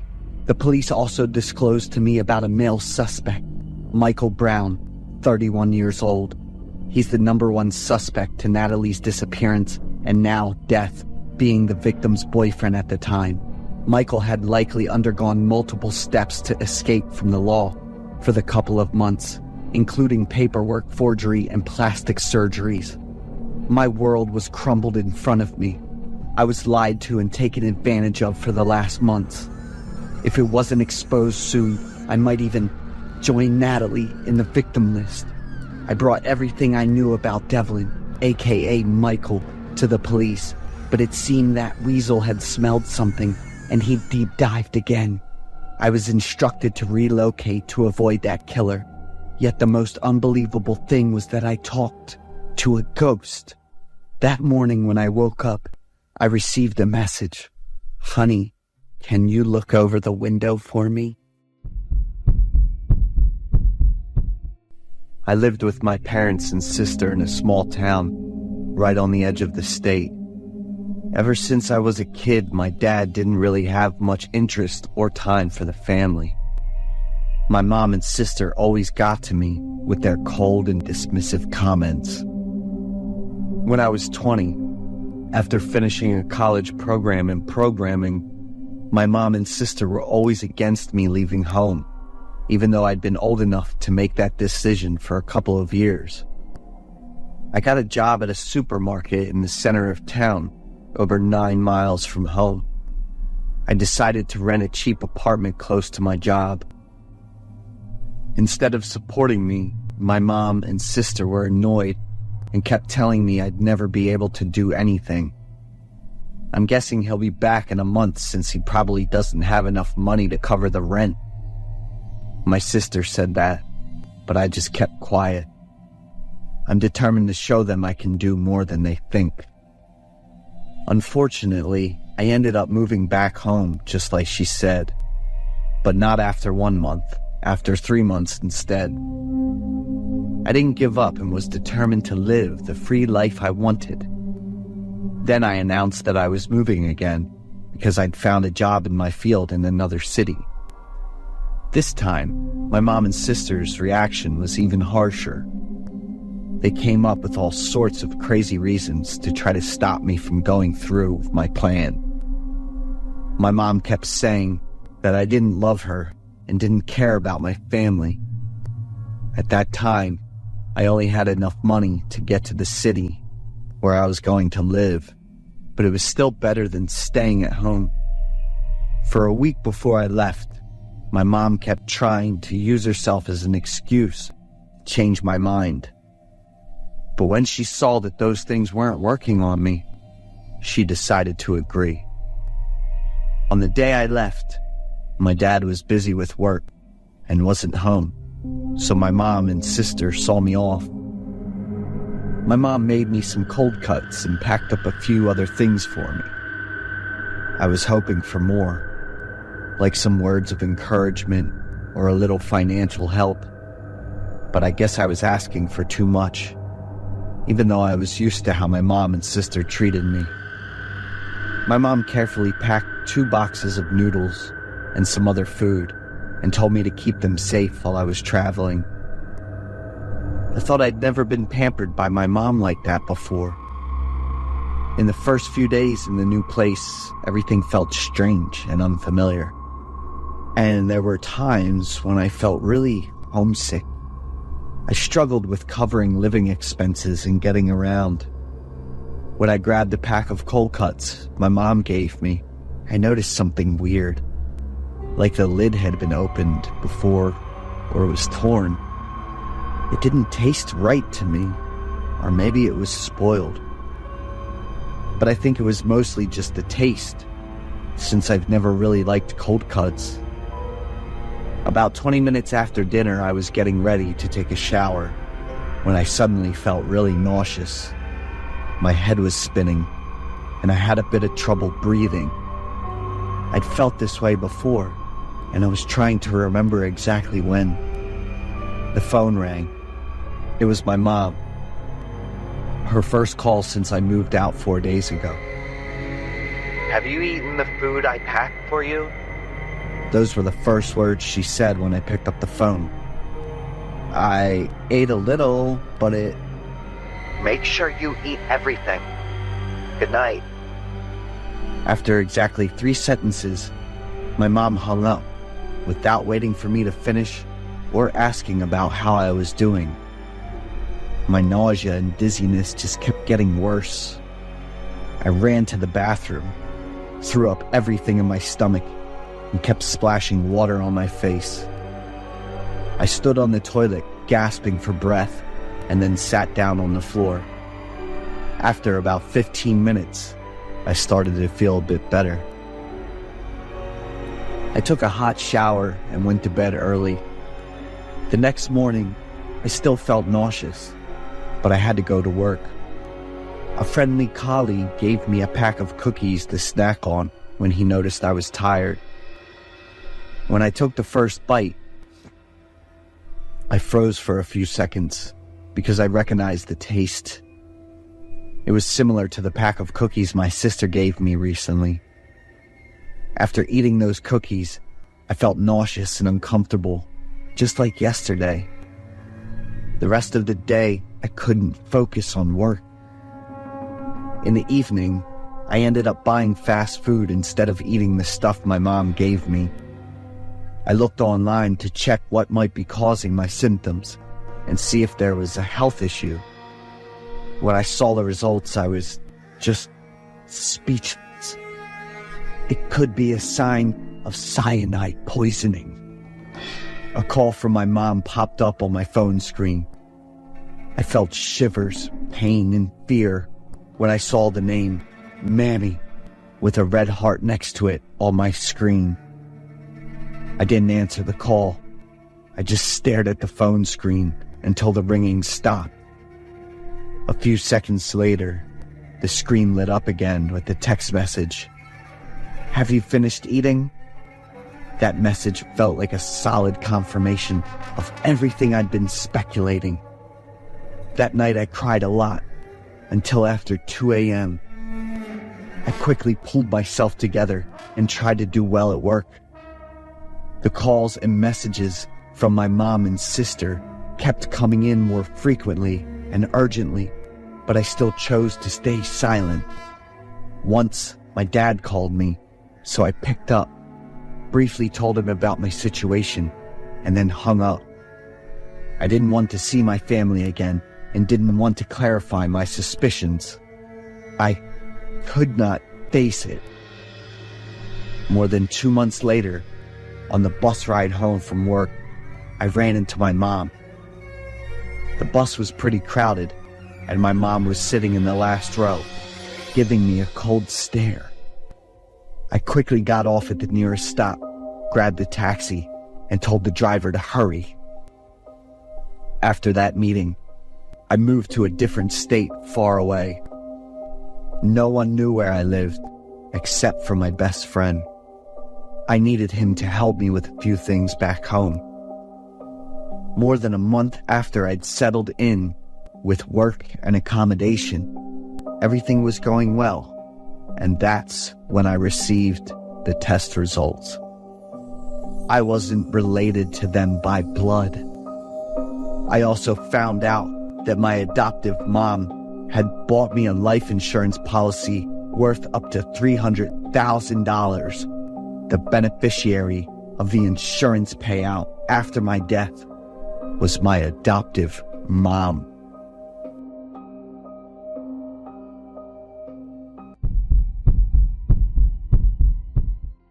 I am Jim, a police officer in the state of Illinois. One night, me and 2 buddies were out on night patrol. Everything was chill and the air was pretty cool for an October night. "Yo, Jim, we got work again. Probably some stubborn kid out late or something," my buddy chimed in. And right after that, we started hearing a car engine getting louder, like it was speeding up. A blue car flew by, totally speeding. We signaled the driver down to stop real quick. Me and one of my buddies walked up to the car to check things out. while the other guy stayed by the patrol car, ready to jump in if needed. "Hello," I said. "Hold up, I'll call you back later. I'm talking to the cops." The driver quickly hung up when he saw us. It was this young guy, kind of rough-looking and cold, with big, sort of bulging eyes, a buzz cut, and a short, scruffy beard. "What's up, officers?" "Did someone shoot at you?" I asked when I saw the back window had some bullet holes in it. Yeah, they did," the guy said as he tried to get out of the car. I quickly grabbed the car door and told him to stay put and answer my questions. "They shot at my car." He said he wasn't involved in any shooting. "I got attacked by some random armed guys." "What's your name?" "Randy." "You got ID on you?" "Yes, sir." "All right, Randy. I hope you cooperate." To keep things safe during the mission, I cuffed Randy and tossed him in the patrol car. While searching Randy's car, we found a little bullet-shaped bottle with white powder in it, and some of it spilled out by mistake. "Julian," I shouted to my partner. "I found it on the dash." Julian quickly pointed his flashlight to what I was holding, looking confused. "I already checked it out. Take a look." At first, I thought it was something illegal, but after testing it, it seemed like ecstasy. Still not totally sure though. Pretty soon my other partner found a decent amount of weed in Randy's car. Even though Illinois is one of the states letting adults use weed for fun, the amount you can have is strict, and you're not supposed to go back to your car after using it. We popped open the patrol car door and gave Randy a ticket for his violation. "'Cause you got some weed in your car, and there's something else." "What, sir?" Randy looked surprised by what I said. "Looks like some ecstasy." "What? Where?" "On the dash." "You sure? You check it?" Randy sounded pretty confident and kind of annoyed. I showed him the small bottle we found earlier, and Randy flipped out right away.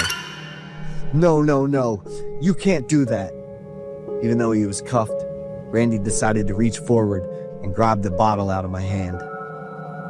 Without thinking, we shoved Randy back into the car, which just made him lose it even more. The guy started crying. "Give it back to me. What are you doing? That's my daughter. Give her back."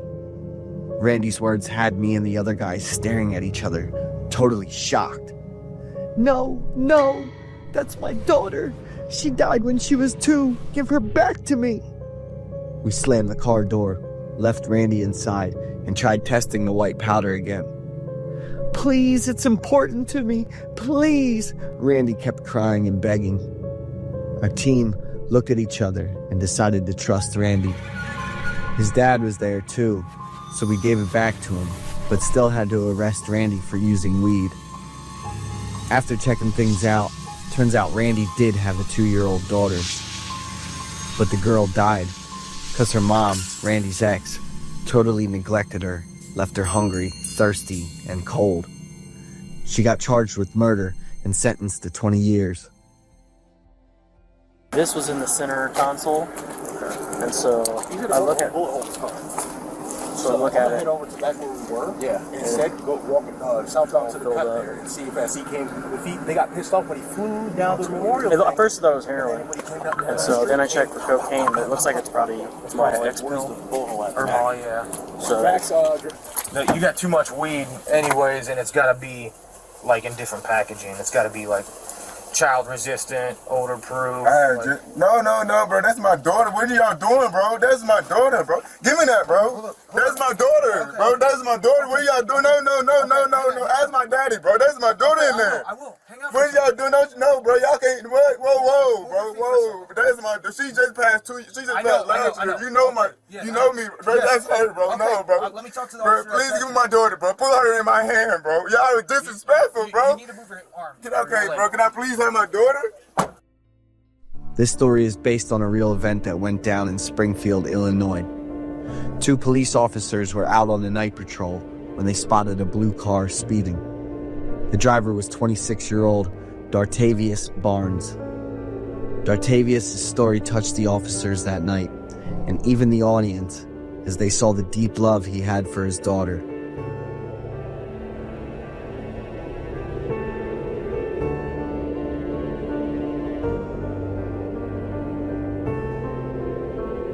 Six months later, Dartavius sued the police for illegal arrest and search, claiming they desecrated his daughter's ashes, and he demanded compensation from the authorities.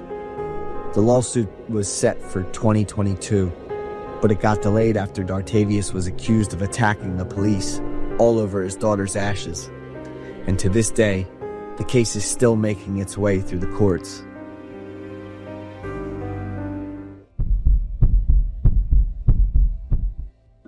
Mark, Danny, and I wanted to do something different for New Year's last year. No more loud cities, flashy fireworks, or packed bars. We were looking for a quiet spot, deep in nature, just snow, pine trees, and a huge night sky. So we booked a cabin on Airbnb, way up in the Montana mountains. We drove up in a pickup truck, tall pines lining both sides of the road, standing still under thick layers of snow. The higher we climbed, the emptier it got, and signs of people started to disappear. By the time we got there, the sun was almost down. The little cabin stood all alone in a sea of white, like something straight out of a winter painting. As soon as I stepped out of the truck, something felt off. The door was unlocked and slightly open. As we slowly pushed the door open, a warm burst of air hit us from the fireplace, with ashes still glowing faintly. Someone had definitely been here before, or maybe the owner left it that way to give us a cozy welcome. We didn't think too much about it, just quickly unpacked our stuff, all hyped up. Night came fast, and we lit up the fireplace, cracked open some beers, turned on some music, enjoyed the grilled meat we had cooked ourselves, and soaked in the peaceful mountain vibes. That little warm cabin in the freezing forest made us feel at ease, and we ended up sharing everything about the past year. Our laughter echoed through the night until we suddenly heard a knock at the door. I got up to check. Standing there was a guy, probably in his 40s, tall but skinny, wearing a dark coat dusted with snow. His face looked worn out, skin pale from the cold, and his deep, dark eyes felt like staring into an empty cave. He stood there quietly for a while, then finally spoke, his voice dry and rough. Keep it down, guys. This isn't a place for parties. After that, he stared at me for what felt like forever, like he was thinking about something, then turned around and left. I watched him walk away, not toward the main road, but straight into the forest, fading into the snowy trees. Silence filled the cabin. None of us said a word, just exchanged confused looks. Mark tried to crack a joke to lighten the mood, but his voice didn't have that easygoing vibe anymore. After a bit, we decided to brush it off and just focus on enjoying our chill time. But weird stuff kept happening. When Mark went out to grab more firewood, he came back looking pale, saying someone was following him. Danny checked the back door and found footprints in the snow all around the cabin. I checked the front door, and the lock definitely looked like someone had messed with it. There are creeps everywhere, as long as they don't mess with us. Who cares? Come on, guys, we're here to party and relax. Mark's good vibes caught on fast, and we let the booze pull us out of our guard. By midnight, that creepy guy was the last thing on our minds. The glass in my hand was empty, then full again, and the countdown to New Year's was about to start. 3, 2, 1. Then out of nowhere, a loud, sharp noise ripped through the moment. The window shattered, glass shards crashing to the floor with a sharp crackling sound. Mark screamed, totally freaked out, and fell to the floor. Danny jumped and dropped his glass, and I clutched my head, covering my ears. 3 more loud bangs echoed through the night, Then everything went silent. We slowly looked at each other, completely shaken. Once I realized what was going on, I rushed to pull the curtain back, my hands shaking as I fumbled with my phone to call 911, but the signal kept cutting in and out. It felt hopeless. Then we heard slow, steady footsteps, crunching through the snow, each step hitting us like a punch to the chest. The moment the footsteps faded, the door started rattling. Someone was trying to get in. We called the cabin owner over and over, but no luck. It took almost an hour for the police to finally show up. They looked around and found bullet casings near the cabin, but no footprints, probably covered by the snow. One of the officers gave us a suspicious look. The cabin was a total mess, beer cans and wine bottles everywhere, the three of us red-faced, reeking of booze, and looking pretty rough. "Are you sure you heard gunshots? Could have just been fireworks." That question had us looking at each other, kinda unsure now. The police left around 2 a.m. Mark and Danny crashed hard, and I tried to stay up to keep watch, but I knocked out pretty fast too. The next morning, we packed up in a hurry, deciding to leave earlier than planned. While cleaning up, I stumbled on something weird. On the windowsill near the fireplace, there was a crumpled piece of paper with shaky handwriting that said, "I warned you not to disturb me." A chill shot down our spines. This wasn't just in our heads, it wasn't some drunk hallucination. The three of us tossed our stuff into the car and got the hell out of Montana. On the way down, we finally reached the cabin owner. I told him everything, but he just laughed and said, I rent out cabins, not basements.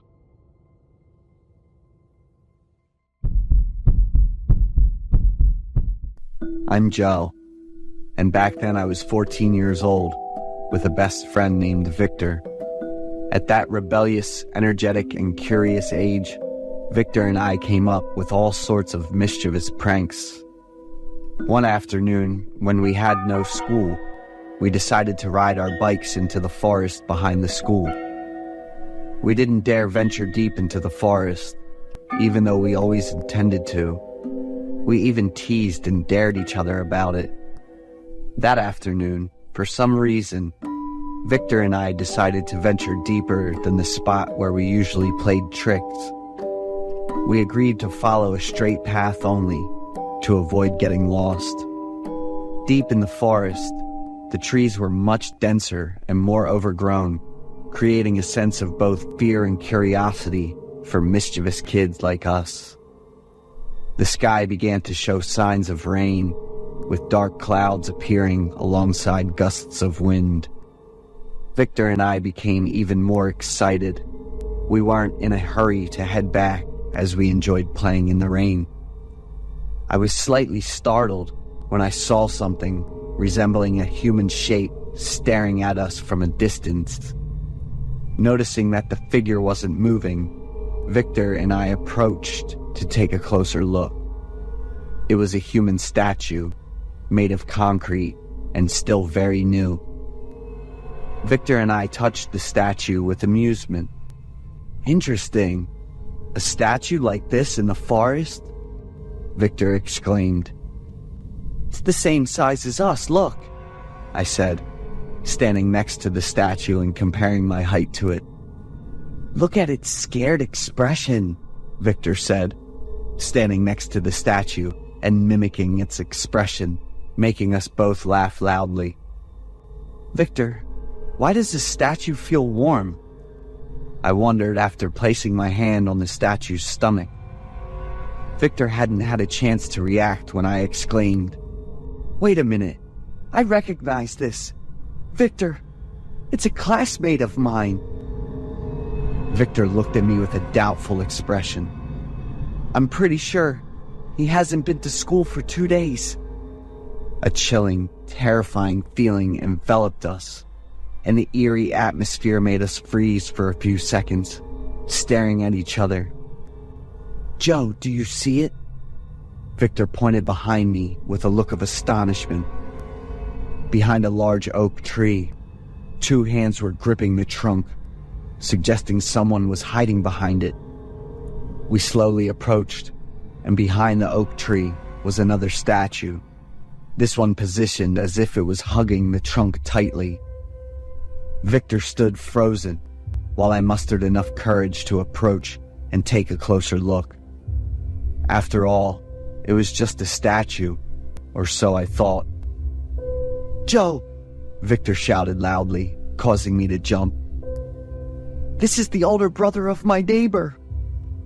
I immediately stepped back, looking at the statue, which had an expression of pain and despair. At the left elbow, there was a crack in the cement, and a horrifying smell of decay wafted up as the storm arrived. Victor and I looked at each other, both of us understanding the gravity of the situation. Victor, in sheer terror, turned and ran away. I had never seen him run so fast. I ran after him, calling out loudly, but Victor didn't look back and soon disappeared behind the trees. I wasn't fearless. In fact, my fear was even greater than Victor's, to the point where I couldn't run fast. I heard cries and pleas from behind after running a fair distance, but I didn't dare look back, unsure if the sounds were real or just my imagination. When I returned to the original spot, I still saw Victor's bicycle standing there. Not thinking much, I quickly jumped on the bike and pedaled fast back home. The rain began to pour heavily, obstructing my view, and I could only pedal as fast as possible. I navigated the bike by mentally mapping out the familiar path, as my eyes couldn't stay open from the rain. My parents were very angry when they saw me come home in such a state. I was terrified and trembling, unable to speak. About 20 minutes later, after calming down, I recounted the entire incident, and my father immediately called the police. That evening, the whole neighborhood was stunned as the police moved the two statues out of the forest. Victor's mother ran to my house in a state of panic, asking because she hadn't seen him since the afternoon. I felt like electricity was coursing through my body. I had forgotten about my friend. I recounted the events to the police, and in my fear, I began to cry. Victor's bicycle was found, but he was not. Witnessing Victor's parents suffering, I have always felt that I am partly responsible for this incident. The perpetrator has still not been found, and there are no clues about him. The motive and purpose behind his actions remain unknown.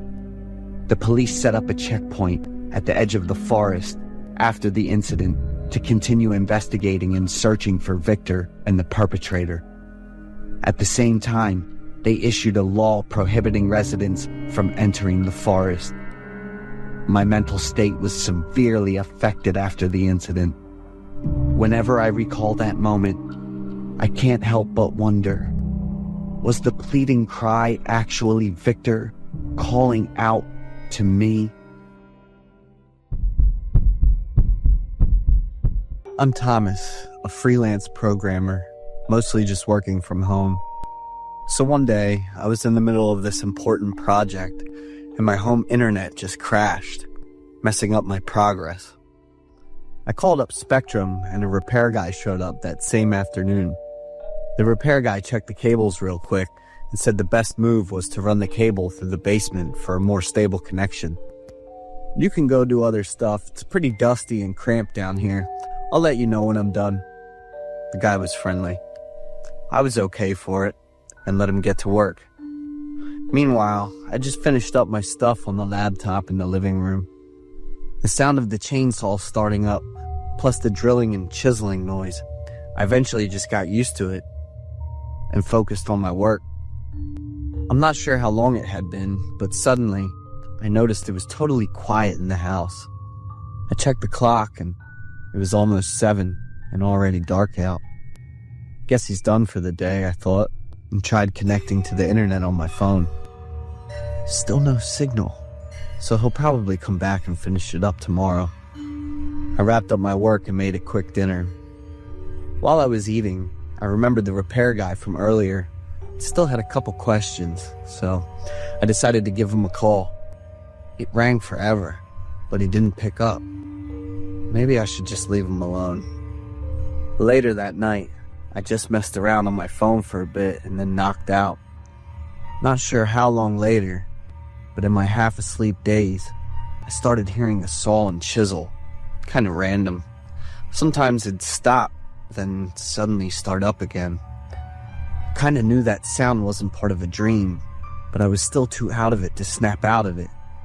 Out of nowhere, a scream, like pure terror, blasted through my ears and made me jump up like crazy. But when I opened my eyes, the room was totally quiet. I just sat there for a bit, kind of zoned out. Maybe I'm just tripping from the noise earlier. I just laid down and passed out again real quick. The next day, I hit up the repair guy again and needed to wrap up that important project today. But after calling him 5 times, it just kept ringing forever. I called the company, and they told me they hadn't been able to reach that guy since yesterday. Everything was a mess. So Spectrum said they'd try to get a hold of the guy or send someone else to finish up my service. After sipping some coffee and waiting around, I thought about heading down to the basement to check out what's going on down there. The guy's tools were all over the place, like he was still working and had no plans to stop. A backpack that I think the guy was wearing when he showed up here. I grabbed my phone and called him again, and the vibration freaked me out. After checking for a bit, I figured it was in there. I opened up the backpack, grabbed the phone. Tom. That's my nickname at home. Only my family calls me that. He knows my nickname and actually saved it in my contacts. His backpack and phone are still here, so he hasn't left. What the hell is going on? I realized this was way more complicated than I thought. I called up Spectrum again and told them everything I found down in my basement. I knew it was wrong, but I still decided to check out the rest of the stuff in the backpack. A few pills, a small knife, a mask, some old clothes, and a bunch of photos. Each thing I pulled out made me think about the picture of...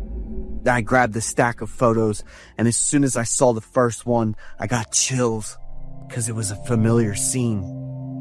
I started flipping through the rest of the photos faster and faster. All of them were of me, taken from different angles, like I was being followed for a while. The photos had the date and time on them, and the notes were all creepy, like the person was a pervert. I was so freaked out I couldn't even talk.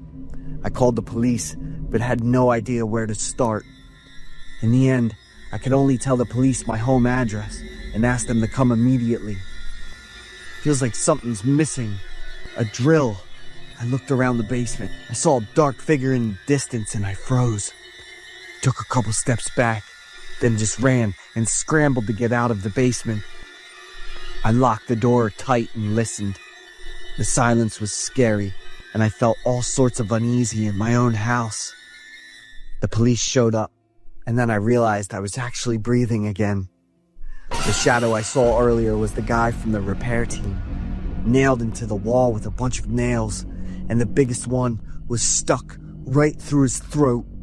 I just collapsed, gasping for air and puking non-stop. So last night, the sound I heard was of a murder. After I got myself together at the hospital, the police set me up somewhere else to stay, and they sealed off the house for an investigation. I didn't stay where the police set me up. I just bounced to another city, started a new job, and moved on with my life. Mr. Thomas, open up. We've got to talk. That was the police. How did they know where I was living? Mr. Thomas, you're under arrest. You're the main suspect in the murder case in your own basement.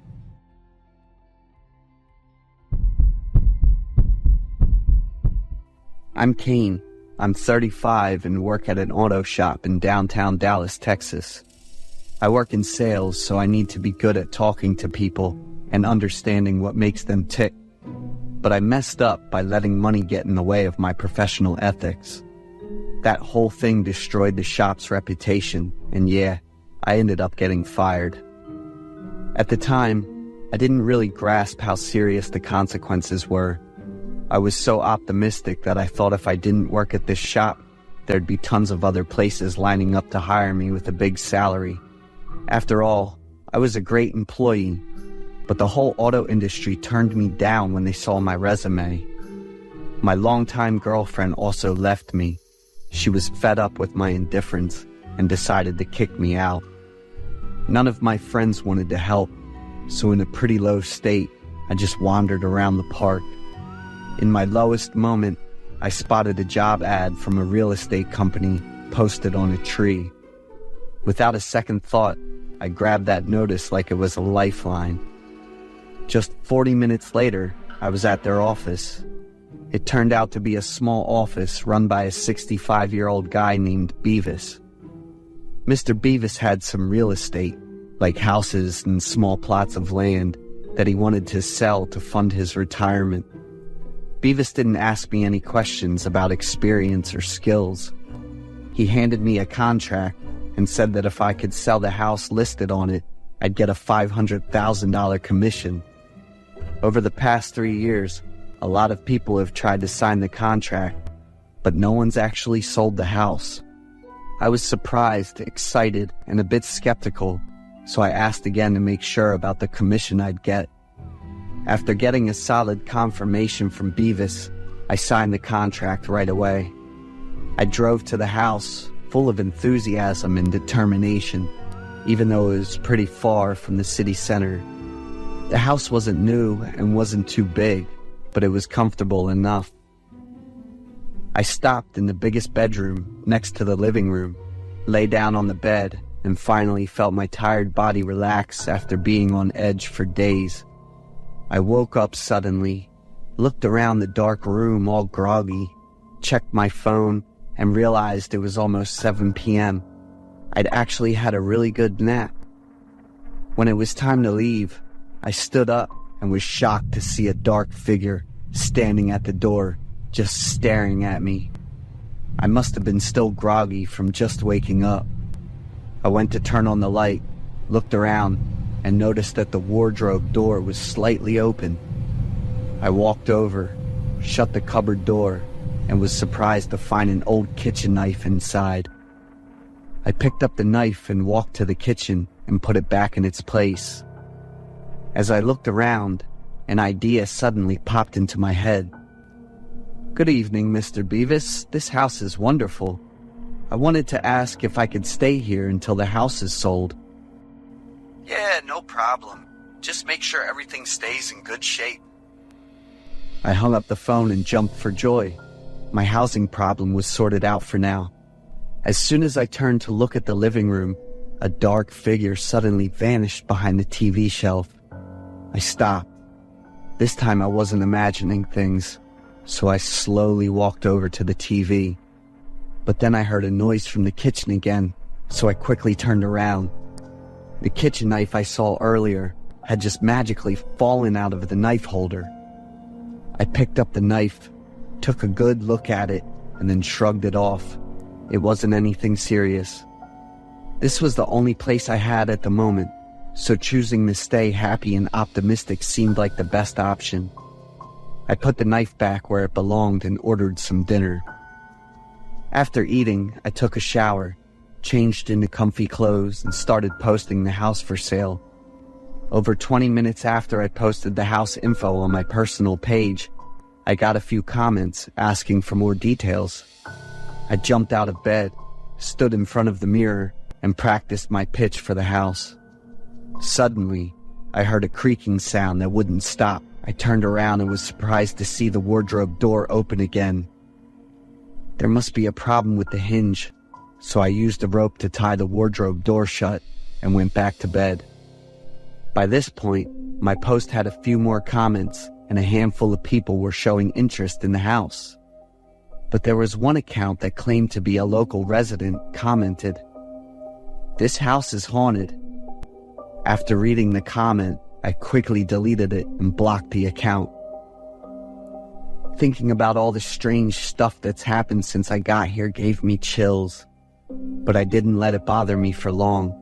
My work was going great, and I figured I'd sell the house quickly and be out of here. I browsed the web for a bit longer and then went to sleep. The next morning, I woke up to the sound of a blaring alarm clock. I was grimacing from not getting enough sleep, fumbling around to find my phone and turn off the alarm. A cut running down the middle of my palm gave me a sharp pain and woke me up. I sat up, looked at my hand bleeding, and started to panic. Then I looked around and noticed the kitchen knife had been on the bed for a while. The blood kept flowing, so I had to take care of the wound right away. As soon as I opened the door, I was shocked to see the TV shelf and the sofa blocking the exit. I used all my strength to push the shelf, but the wound on my hand reopened, and I screamed in pain. Finally, I managed to squeeze through a small gap.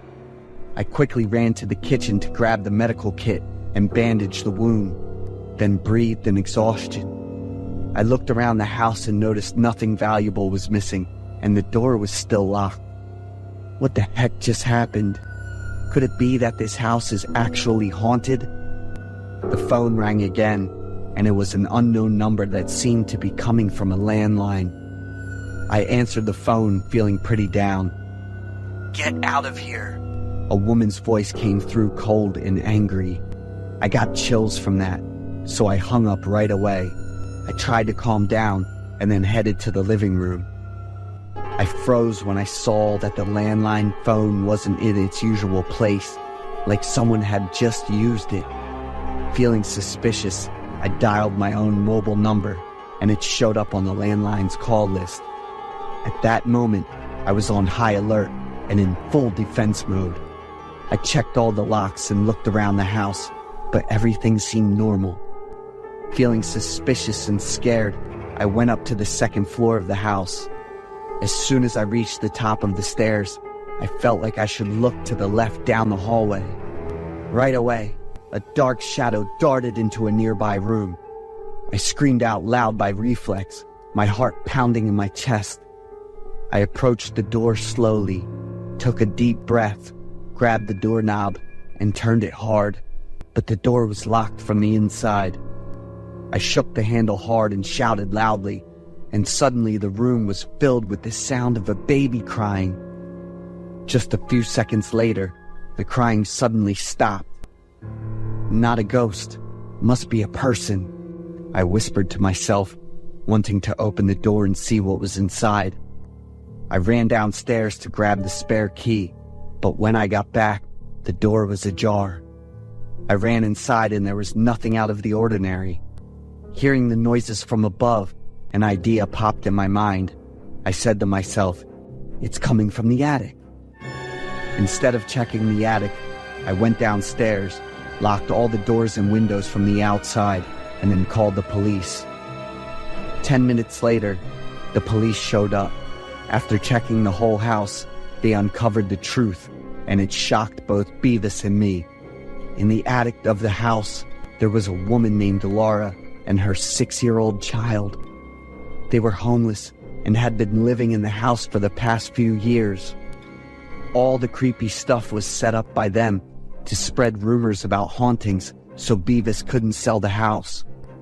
Laura and her child looked pretty rough, with skinny bodies and pale skin. Beavis didn't report them to the police. Instead, Laura and her child were introduced to a federal program for the homeless and got a fresh start. I managed to sell the house and felt like this job was meant for me, so I decided to stick with it and develop my skills. I definitely won't make the same big mistake again.